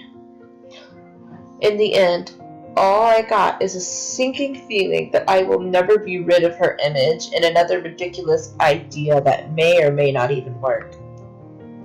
The sun is already hanging low on the horizon when I make it back. For the first time, coming home feels more like a chore. Only I did not arrive to an empty room, because as soon as I open the door, I am greeted by none other than, okay guys, do we want to take a quick guess? Is it going to be Ash, Becca, or Isabel? Alright, everybody put your pencils down in 3, 2, 1. Z-Man? Ash. I told you we should have called him before going here. Is it everyone? It's fine. It's Ashton I see first, sitting comfortably on my couch. Oh shoot. Whatever proverbial stone has made a home at the pit of my stomach automatically flies right out of the window at the sight of him. But before any exacerbation can set in, my attention is taken by the other occupant in the room. Isabella perches on the other chair in the room, attempting to make herself smaller, it seems, from how closely she's hugging her arms against her. Nevertheless, she gives me a small smile when she notices my stare. Somehow, there ain't any warmth in it like they're supposed to have. Hey, Zach. Sorry we just barged in here. Ash was... Relax. Z-Man gave me a copy of the key himself. Only after you broke the 13th one? I can't keep replacing them every time you think it'd be a good idea to break into my apartment. And stop calling me Z-Man! I didn't break anything this time. Ash, just because I gave you a key doesn't mean you can just stroll in here whenever you want to. And, hey, is that my... Ash smirks at me because, of course, he has the gall to smirk knowing what he did. He pops in what's very likely the last piece of chip into his mouth and folds the wrapper neatly onto the table before throwing it in a nearby trash. From her chair, Isabella shoots me an apologetic smile as soon as the foil hits the waste bin with a dull thunk. Common sense dictates that I should be very angry. But after everything, having something normal play out in front of me, no matter how childish their antics can get, I can't bring myself to muster even a tidbit of it. Behind me, the television starts blaring the music for the end of the credits of a movie. They have likely been waiting for a while if Ash has gotten impatient enough to rummage through my cupboards and watch something. Of course he eats all of it. You know, I was saving that for the weekend. Did you at least share some with Bella? Don't worry about it. I'm good, Zach. Really? It's free food, you know? What was that you usually say? You don't say no to free food? What happened? No, I'm just not hungry. Ash only shrugged at the question in my eyes. I can't be the only one who finds this vibe she's giving off to be odd, and the guy has no doubt already caught the wind of it. Aye? Aye. But if you want something, just say so. I've got a fully restocked pantry right here at your disposal. Still not a 5-star level thing, but for an empty stomach, it'd do. Just say the word. Thanks, Zach. Maybe next time. Food is not really what we came here for. Ash, he's the one who... She casts a brief glance at Ash, and in an instant he sits up. Every trace of amusement is gone from his face, and he clasps his hands in front of him and leans forward. A minuscule gesture meant to ease, yet the grim expression on him tells a different story altogether. Alright, you two, what's this about? I don't like those looks. A short but tense pause follows. They're both stalling. Under normal circumstances, I'd wait. With these two, the more you force it, the more they'll clamp down on it. But as a handful of seconds continue to slip by, the unsettling feeling in me also grows with it. Soon, it turns to impatience. Is Becca dead? Like, I don't know, I get this weird sense, guys, because she's not here. Before I demand a response, though, one of them finally speaks up. It is Isabella who breaks it first. We just thought we should check on you. What? After what happened to Rose, Please don't tell me something happened again. No, nothing. None so far. Okay. Ooh. And we're keeping it that way as much as possible. Ash, it's not that easy. This isn't some... We don't know that. Let me... The bitter frustration in his tone is impossible to miss, but he catches it as soon as Isabella draws back. He allows himself a moment to breathe before dropping it one less harsh, more tempered. Gentler. Let me look at this first, okay? I agreed to help, but you've got to let me handle things from now on. I already told you everything. There must be something we're not seeing in this just yet. We'll sort this out, but no more silly ideas and running around on your own. You're making people worry more than necessary. Becca, especially. So everything's fine? Depends on who you're asking. How are things with you? Anything odd? Good, I guess. Admittedly, how things went down at the housewarming party last night threw me off a bit. I'm not asking about that. Remember the letter thing Isabella's been yapping on about? I'm asking about that kind of odd. I look at him. Gaped, more like. His serious expression doesn't waver, despite the perplexed look I shoot him. There's a brief second I let pass as I wait for the heavens to fall somewhere. It doesn't come. The sky is still bathed in the vibrant reddish hues as it waits for the night to arrive. Luxborn is still the same busy city, and everything in my room still appears as it did a second ago, including the unnerving ticking of my wall clock. But if Ashton, calm, cool, collected, always logical Ashton, takes interest in this, something or someone must have messed shit up somewhere. Well, the dreams, they're a lot worse than usual. There's a woman now, ever since we saw that letter. I don't know if it's the same one Isabella talked about. Maybe it is, maybe it ain't. I really don't want to go back to sleep sometimes. Last night was the worst. Anyway, why are you asking about this? Rose's death isn't just a coincidence, Zach. It may have something to do with... I may have... Wait, stop right there for a sec, Bella. I thought you ain't buying this stuff, Ash. Just the other day, you said the exact same thing. I still don't, but even Rebecca, out of all people, claims there's something. Whatever this is, someone has got to look into it. Everything about this screams shady.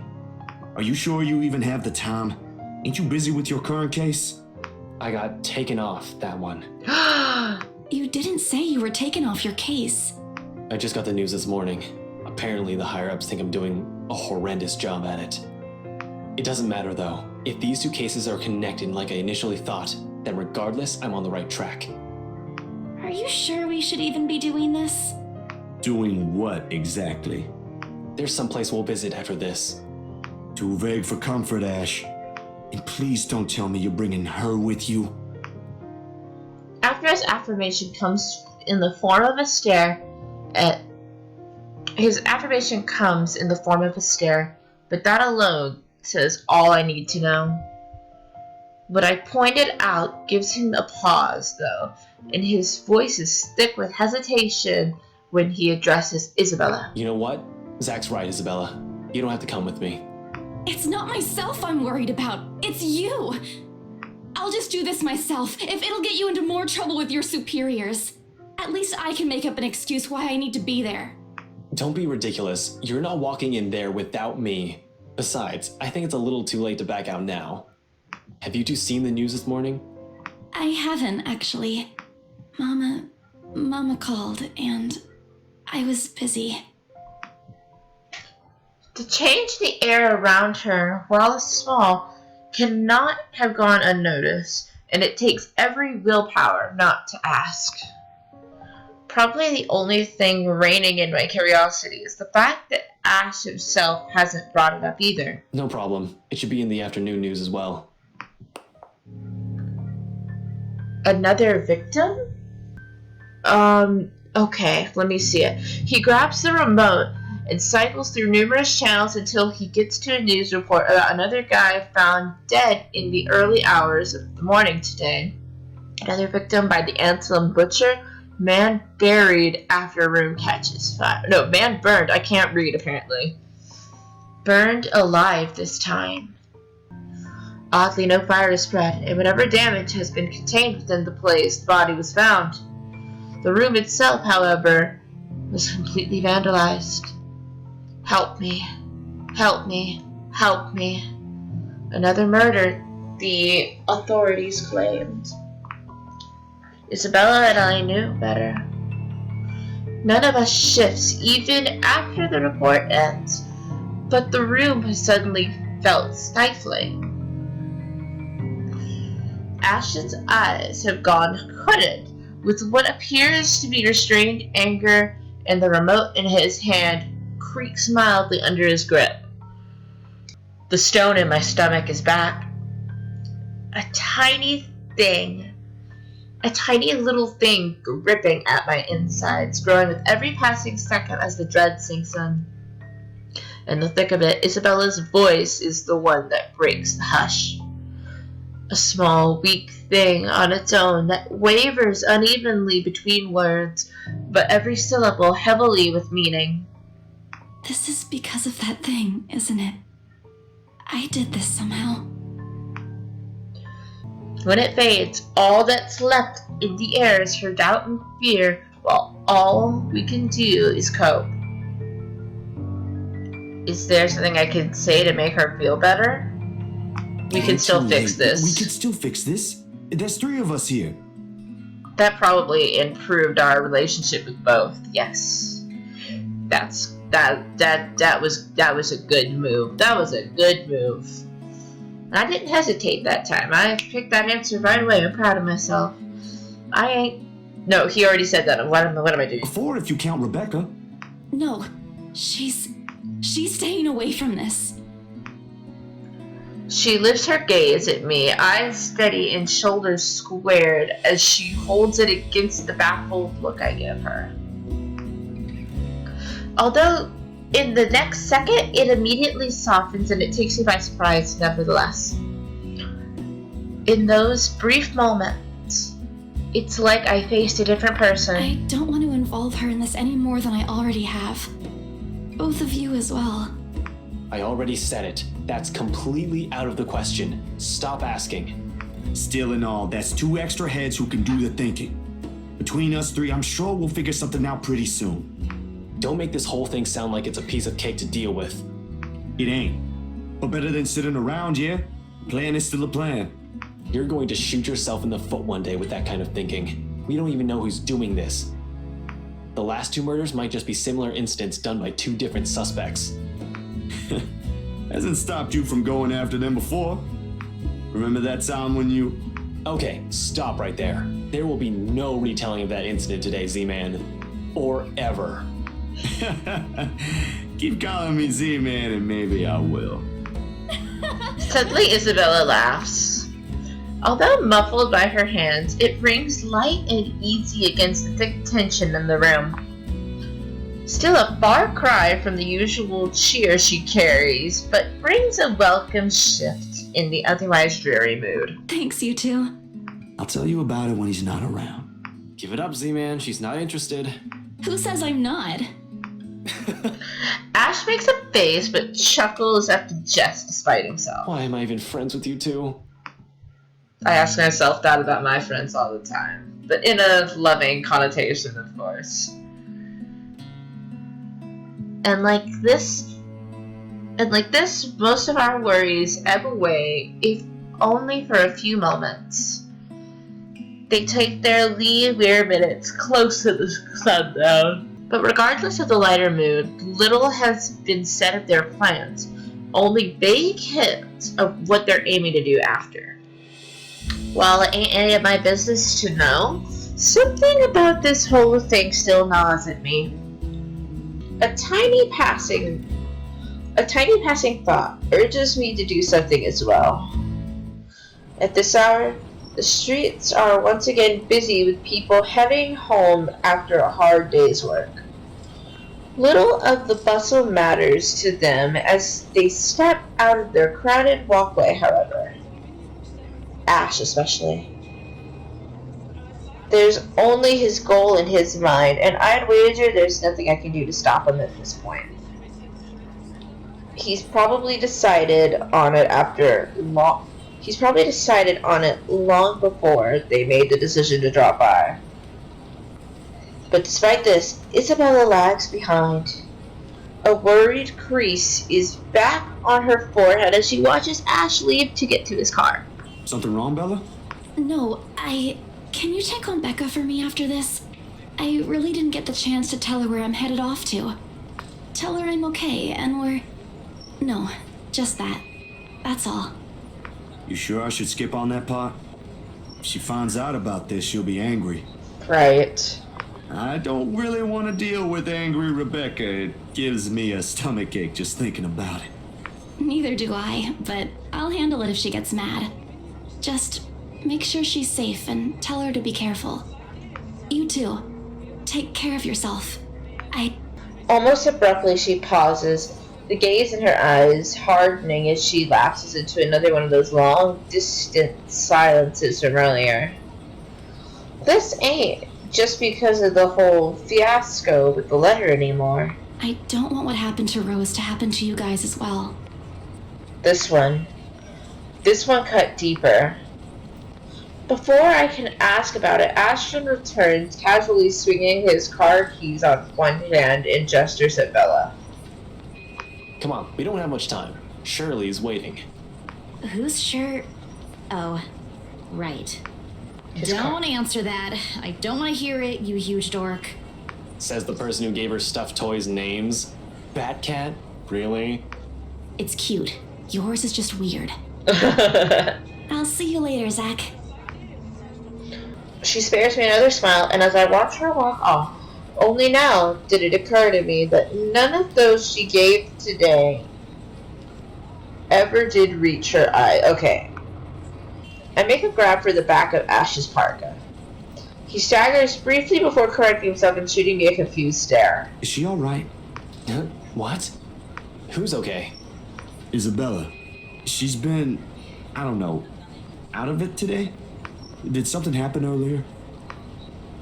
The scowl on his face says it all. She's actually been like that this morning. I'll ask, but... Just do me a favor and watch over her. We have no idea what we're dealing with. I don't know what happened to her since the last time I saw her, but from how she's been doing today, whatever it is, seems like a pretty big deal. Wait, you didn't annoy her again, did you? Because I swear to God, if you did, you've got another thing coming for you. What? No. Why would I? I'm just asking. I'll take your word for it. But if you can find out what's bothering her, that'd be nice. Honestly, I don't think it's the letter this time. I'll see what I can do. Make sure you keep yourself out of harm's way, alright? Yeah, you too. Don't do anything reckless again. Reckless, no. But I can't make you to promise I won't do anything. After seeing that, there's no way in hell I'm going to pretend there ain't a problem when there is. This is a really big one, and I'll be damned if I let anything happen to you guys while I sit here. I'm done running when things get tough. He's about to argue for a moment, but... Look, bro, if things ain't good, I'll be the first one out. But allow me this one thing, alright? Just this one time. If it doesn't work out, you'll be the first one to know.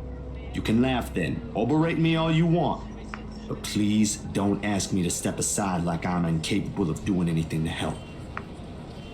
I have no idea if this is the look on my face or the tone of my voice.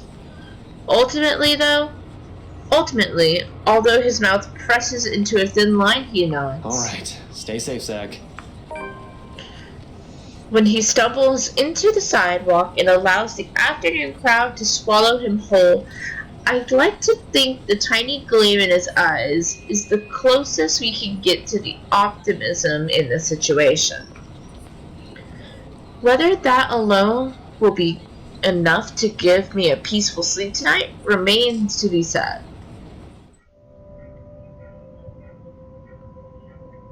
Night falls, and despite my best attempts, sleep continues to elude me.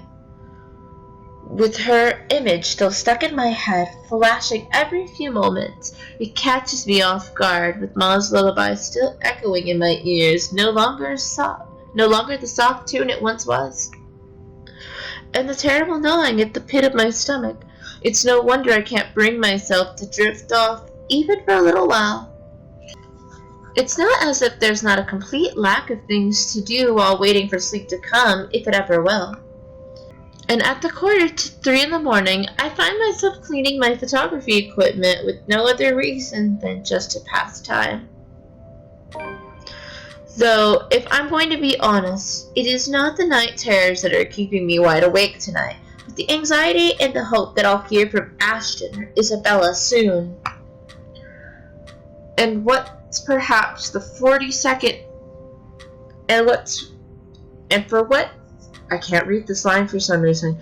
And for what's perhaps the 42nd time, my eyes shift over to the end of the table where my phone still lies. I've not heard from them since they left. They haven't promised to call, of course, but a small part of me wishes they would have the common sense at the very least. Waiting is a tough game, and with the concern stretching out the minutes far longer than usual, it's impossible for more unpleasant thoughts to not enter my mind. Moreover, it does not help that when the clock finally strikes 3, my hand stills. Oh, this is quite horrifying.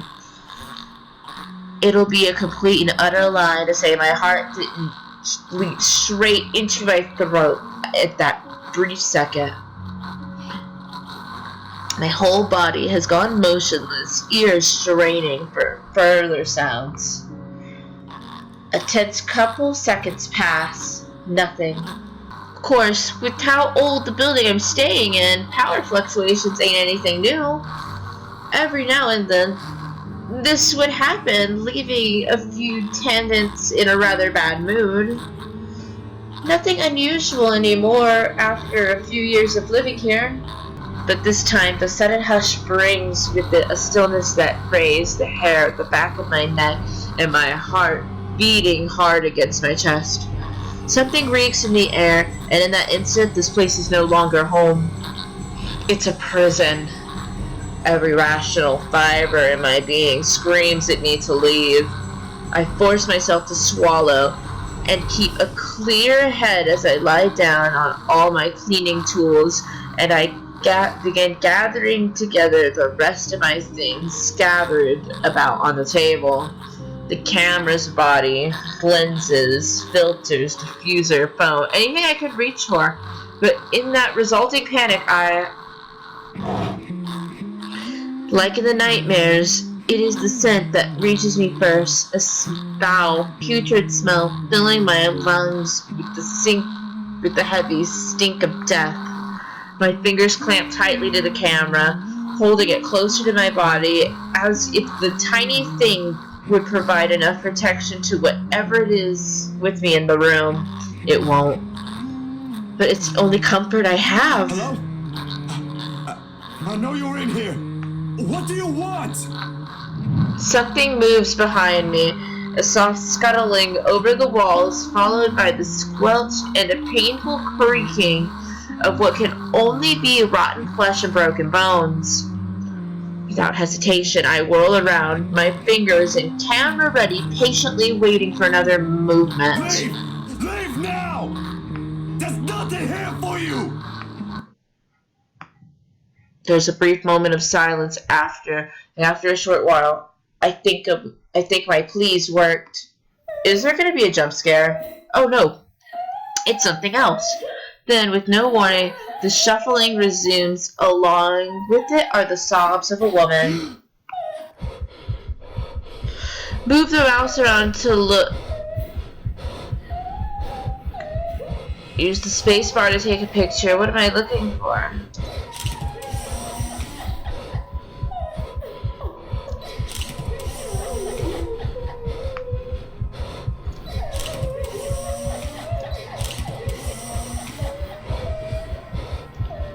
I can skip this?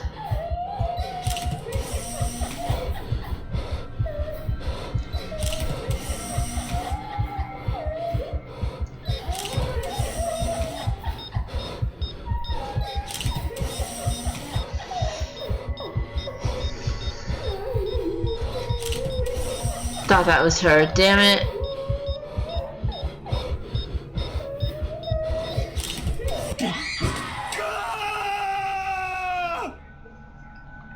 Continue, I guess.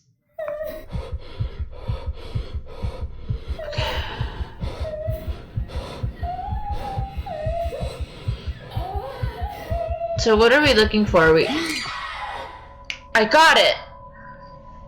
The light flashes fleeting one last time, allowing me a glimpse of her grotesque, misshapen features before it is once again lost in the darkness. All of a sudden, her tone changes, no longer a soft cry, but a high-pitched screech, brimming with pain, grief, and anger. Every ounce of courage I mustered flees my body at the sound, and the next thing I know, my hand is gripping the knob, and I am wrenching the door open. Her wails follow me as I flee into the night. Pacing has always been more of Ashton's thing than mine. When I want to think, I sit and let the minutes tick by until an idea comes to mind or my pulse settles down. And yet, dried leaves and twigs crack under my shoes as I make another pass at them. Terror is too mild to describe what this is. There's no way in hell I'm going back. Whatever she is, pleading won't work. The moment we saw that letter, she's been after us. I can't run. Not this time. Nearly 2 hours have gone by since I left the comfort of my room for the solitude of the park. 2 excruciating hours since I've started making calls. No one's answering. Not even Rebecca, who always has her phone line open in case other people need her. Or Isabella, who frequently checks for any messages and rapidly responds as soon as she can afford. It does not help that Ash hasn't said a word where he went off to as well. Damn it! I knew I should have asked him before I let him leave. Knowing him, he can be anywhere, but there's only one place he'll likely be at this time. The sun has already peeked over the horizon when I make it to the mansion. I have no idea what I'm expecting to see when I got here. There's Ashton, first and foremost. A part of me wishes my assumptions are correct, and he's only somewhere close by on a stakeout. But I've never been the lucky sort when it comes to that kind of guessing. Oh my god, I totally relate to this particular line on such a spiritual level. 34%. And even after I've made a round of that immediate vicinity, I could find neither okay. And even after I've made a round of the immediate vicinity, I could neither hide nor hair of him. Is that a thing? Hide nor hair? Calling him does no good either, considering how awful the signal here is. He can't be too far if he's really here, but if he is, he would have already noticed me by now. Instead, there's only silence.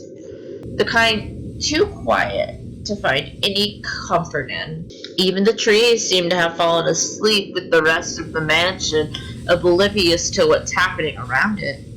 A small island of stiffness in the otherwise fast-paced world. No wonder the whole of Anselm feels odd with the rest of Luxborn. While the city is alive, growing every minute, breathing every second, pulsating with life, the village remains unmoving, unchanged. It's not surprising the legend still lives up to this day and why she's still here, walking its hollowed halls. And beyond me, the mansion looms ominously. Now ain't the time for fear. Even if Ash is not here, I've still got to let the Wrights know what I've seen, what's in their home. And whatever grievance Ash has with them doesn't matter. There might be grounds for imprisonment, but they don't deserve a brutal death at the hands of one malicious spirit. I'm sure Isabella would want the same thing. I head straight for the door without a second thought.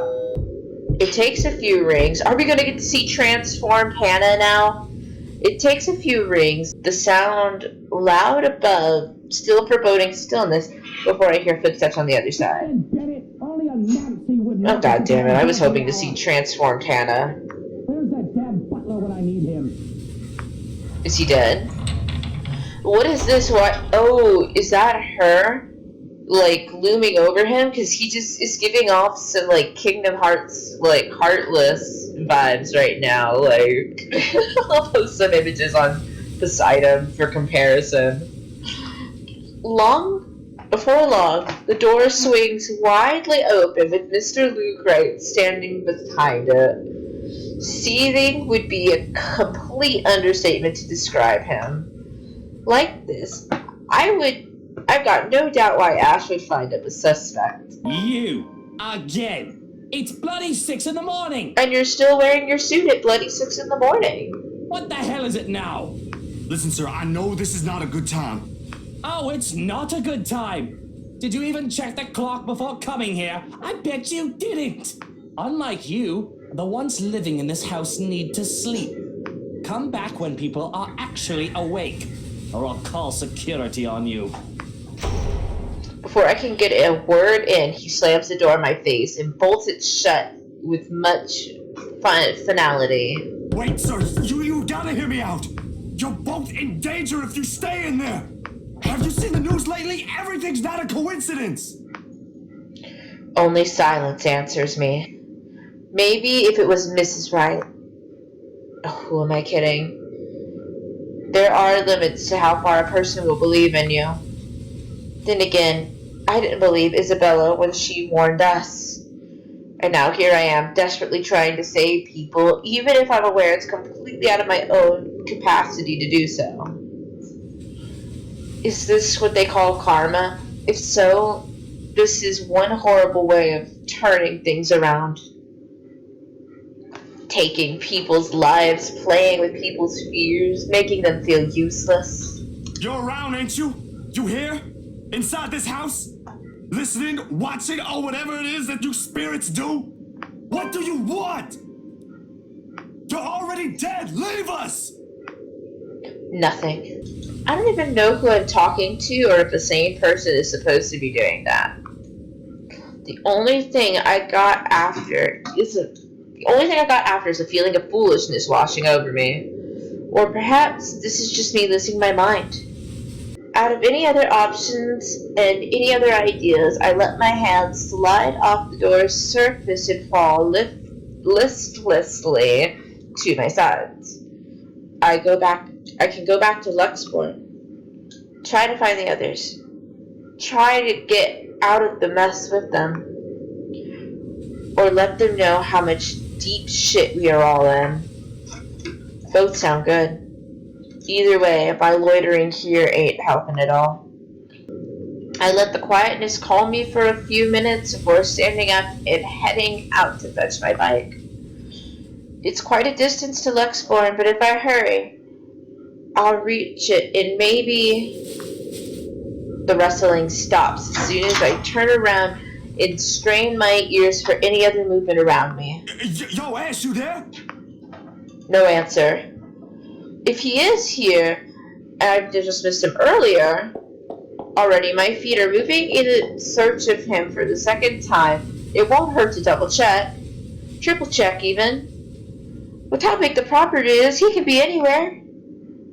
If things ain't so urgent, if they ain't so dire that lives are at stake, I'd probably just have waited for him to show up again. But damn it! He needs to realize what exactly it is he's dealing with. Not that it's just not a petty criminal that he can simply throw in jail, but it's something beyond the authority his police badge could ever give him. This guy needs to stop playing the big damn hero, sit down and chill. My breathing comes short, shallow rasp by the time I get back to where I started. Still no sign of him, and I'm beginning to think I'm wasting my time here. But that is when I hear it. I recognize the melody in a heartbeat. Ma's favorite song. I listen for a while, trying to gauge exactly where it's coming from. My feet start moving before I can stop them. And there, as I circle a corner, from a room on the first floor, a single window is open, but I can't make out whoever's inside. However, I'm sure the singing comes from there. Still, why I'll hear an old tune here of all places, I won't know. It's not an obscure song by all means, but it's pretty rare to find someone who knows this. But for some reason, death seems to follow this song around. Hannah? Panic lodges itself at the base of my throat at once. Whoever's humming might be... I don't want to be the pessimist now, but on the off chance, is that Miss Wright? Shit. I shouldn't barge in there. I could put myself in danger before I save anyone. Ash will tell me so in those exact same words. Might even write me a whatever, why that is a bad idea if he ain't so lazy. But damn it, god damn it. Someone could be in danger. That's not a relationship update, are you serious? Just a story update? I could search for Ash, but what if it's too late by then? With how big this place is, he can be anywhere, and it's very likely by the time we come back, someone's already bit the dust. That and the cries grow louder against my ear the longer I linger. Almost impossible to ignore me. Almost impossible to ignore, drawing me in like a moth to a flame. For a moment, I let myself shudder, shaking the uneasy feeling off my head. This can't be a good idea, not by a long shot. Still, I've got to try. Funnily enough, for a couple as high profile as the Wrights, they don't seem to have any security detail patrolling around. A few guards here and there, sure, but no one will expect they'll have more considering the size of the place. It works to my advantage, though, and I really can't complain when there's a chance I might get arrested for what I'm about to do. There's certainly no going back now. But as soon as I step into the parlor, all of it ceases, while I find no trace of the woman I heard crying like I'm expecting to. The room is still empty at this time of the morning, and I'm left standing awkwardly in the middle of the hush. Just to get the hell back out. Maybe she just hid somewhere? Hello? Are you here? I heard someone earlier, and I'm I'm here to help. Hoping for an answer, I let the question hang in the air. Several seconds merely go by without a word or the slightest movement to indicate that someone is in here. Has been here. The stories I've heard, the things I've seen, it takes effort to keep my brain from going into that line of thought. I'm not going to hurt you. If you're here, say something. Nothing. Am I just hearing things? No, I'm pretty sure I heard someone. But with no one responding, I can't help but feel silly like this. And the awareness that I've trespassed a house for nothing more than some voice prickles at me. Suddenly the silence feels uncomfortable, and a needling anxiety slowly creeps up my back. I should get out of here while I can. If it ain't there, it ain't there.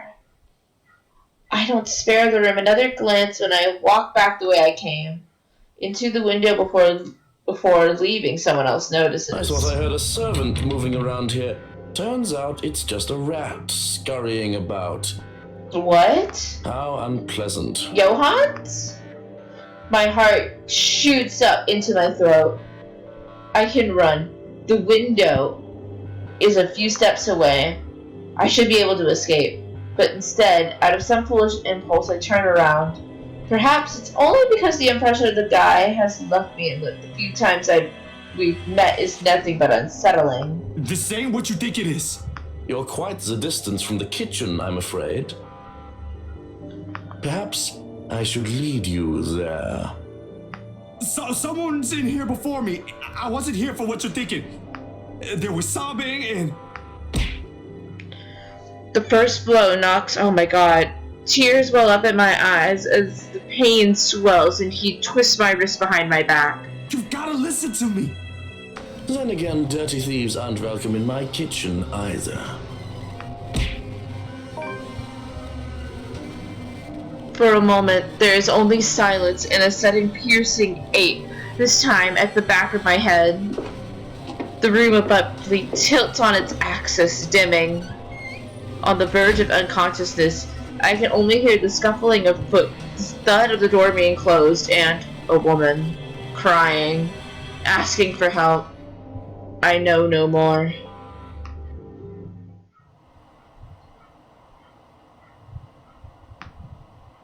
The pain is worse when I come to a sharp piercing ache somewhere at the back of my head begging to be noticed. But it's nothing I can't handle. Blearily, I open my eyes, expecting to be greeted by sunlight. Curiosity killed the cat. However, the walls that welcome me are unfamiliar. It's a prison cell. When everything comes into focus, I recognize the place for what it is. A cell. Did our relationships change at all? No. Dark, cramped, with the only light coming from the moon outside, streaming through the sole window, barred by thick metal bars. I can't believe I did this to him. I don't know what I was thinking. I legitimately don't. I guess I really just wanted to see transformed Hannah so badly. But I put my favorite character from this game in danger because of it. Memory rushes back to me in sharp bursts, the mansion, looking for Ashton, a familiar tune, and a woman crying.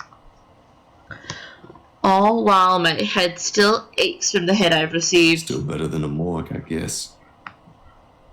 Gingerly, I pull myself up, stretching the cramps from my shoulders as I do so, but stopping when a sudden movement induces an acute stinging pain through my pain right through my arm. Damn, they got me good. What time is it? As expected, they've taken everything I have on my person. Wallet, cell phone, my keys, meds, even my pack of gum. Protocol is protocol. In the first place, ending back in another cell ain't in my agenda. The first time was not a pleasant experience, and this certainly won't be either. Considering who has likely put me in here, it could be much worse. The bars are cold to my touch when I approach it, looking for the person on duty. They'd usually allow us to contact someone, and Ashton, at least, has to know I'm here. He'll be pissed. That I'm quite sure of.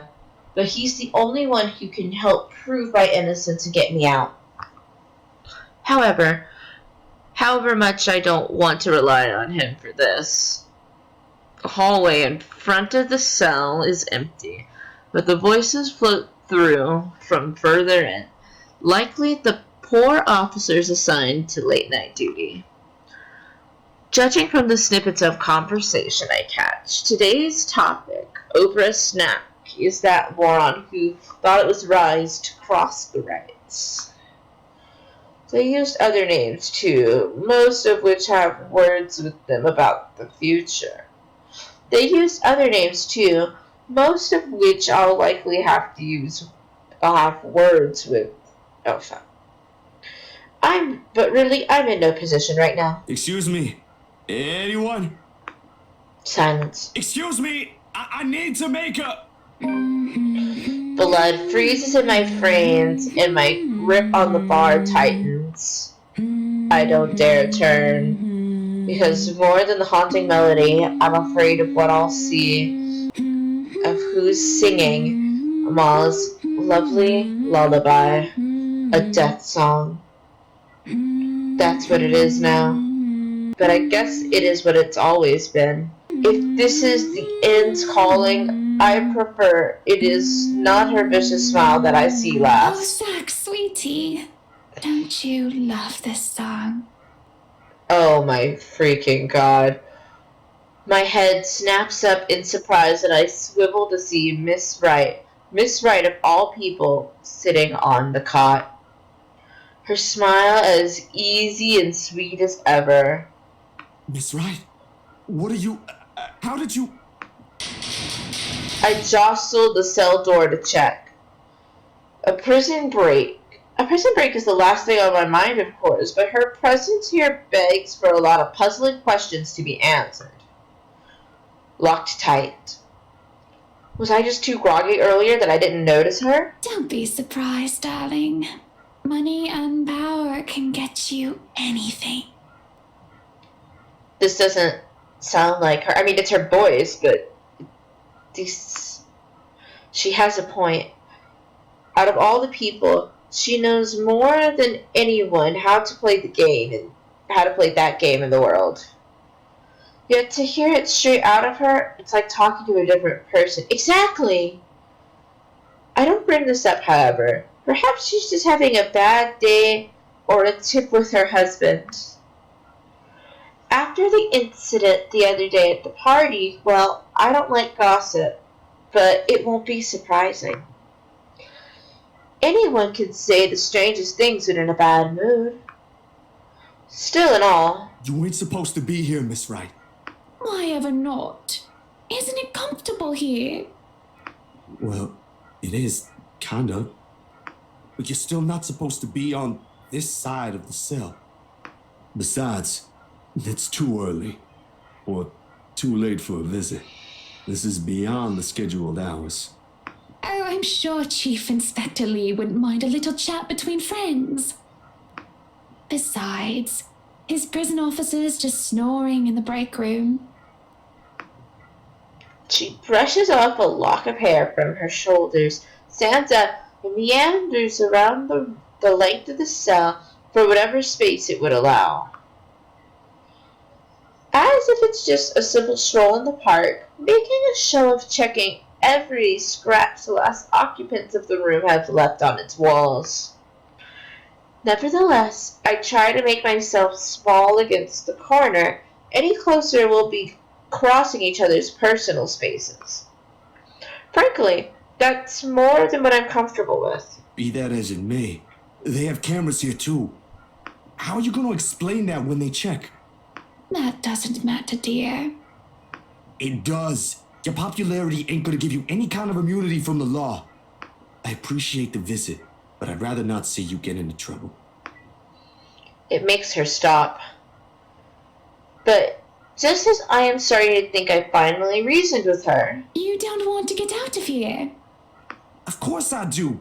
But you don't have to do anything. It's my fault. I'll find a way out of this mess. You did bring it to yourself. Oh my god. Like, this look just, a sickly pale look just adds to this moment.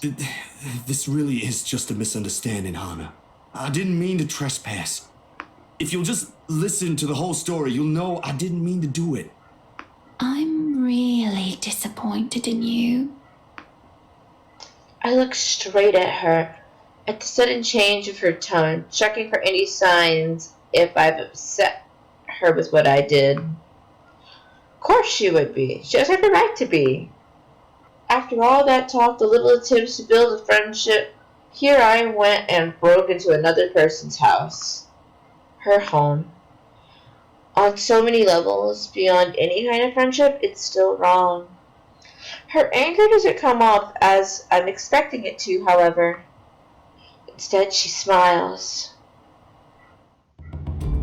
A horrid smile I didn't think I'd ever see from her. Breaking into our home, disturbing my love in his sleep. You've upset my Prince Zack. You've really upset him. Hana? Panic swells in me, ripping my spine. Irrational, I know. You shouldn't feel this way about anyone you know. But here I am, backing away, trying to keep an ample distance between the two of us. I'm afraid, wholly afraid of her.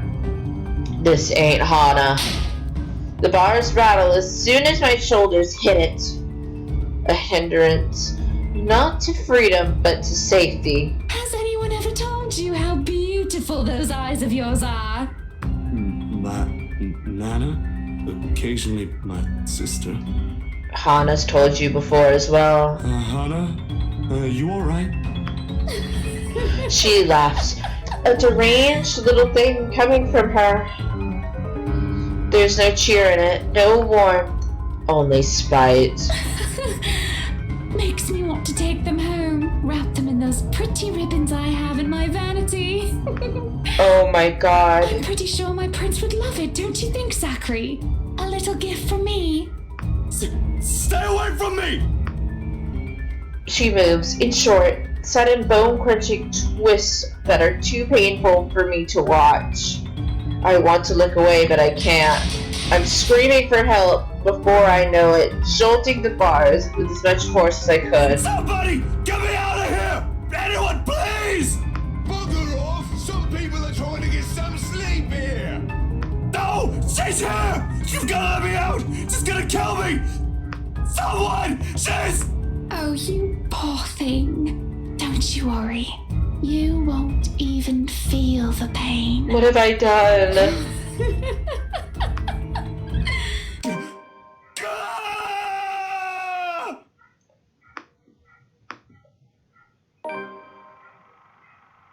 You've unlocked a memory fragment.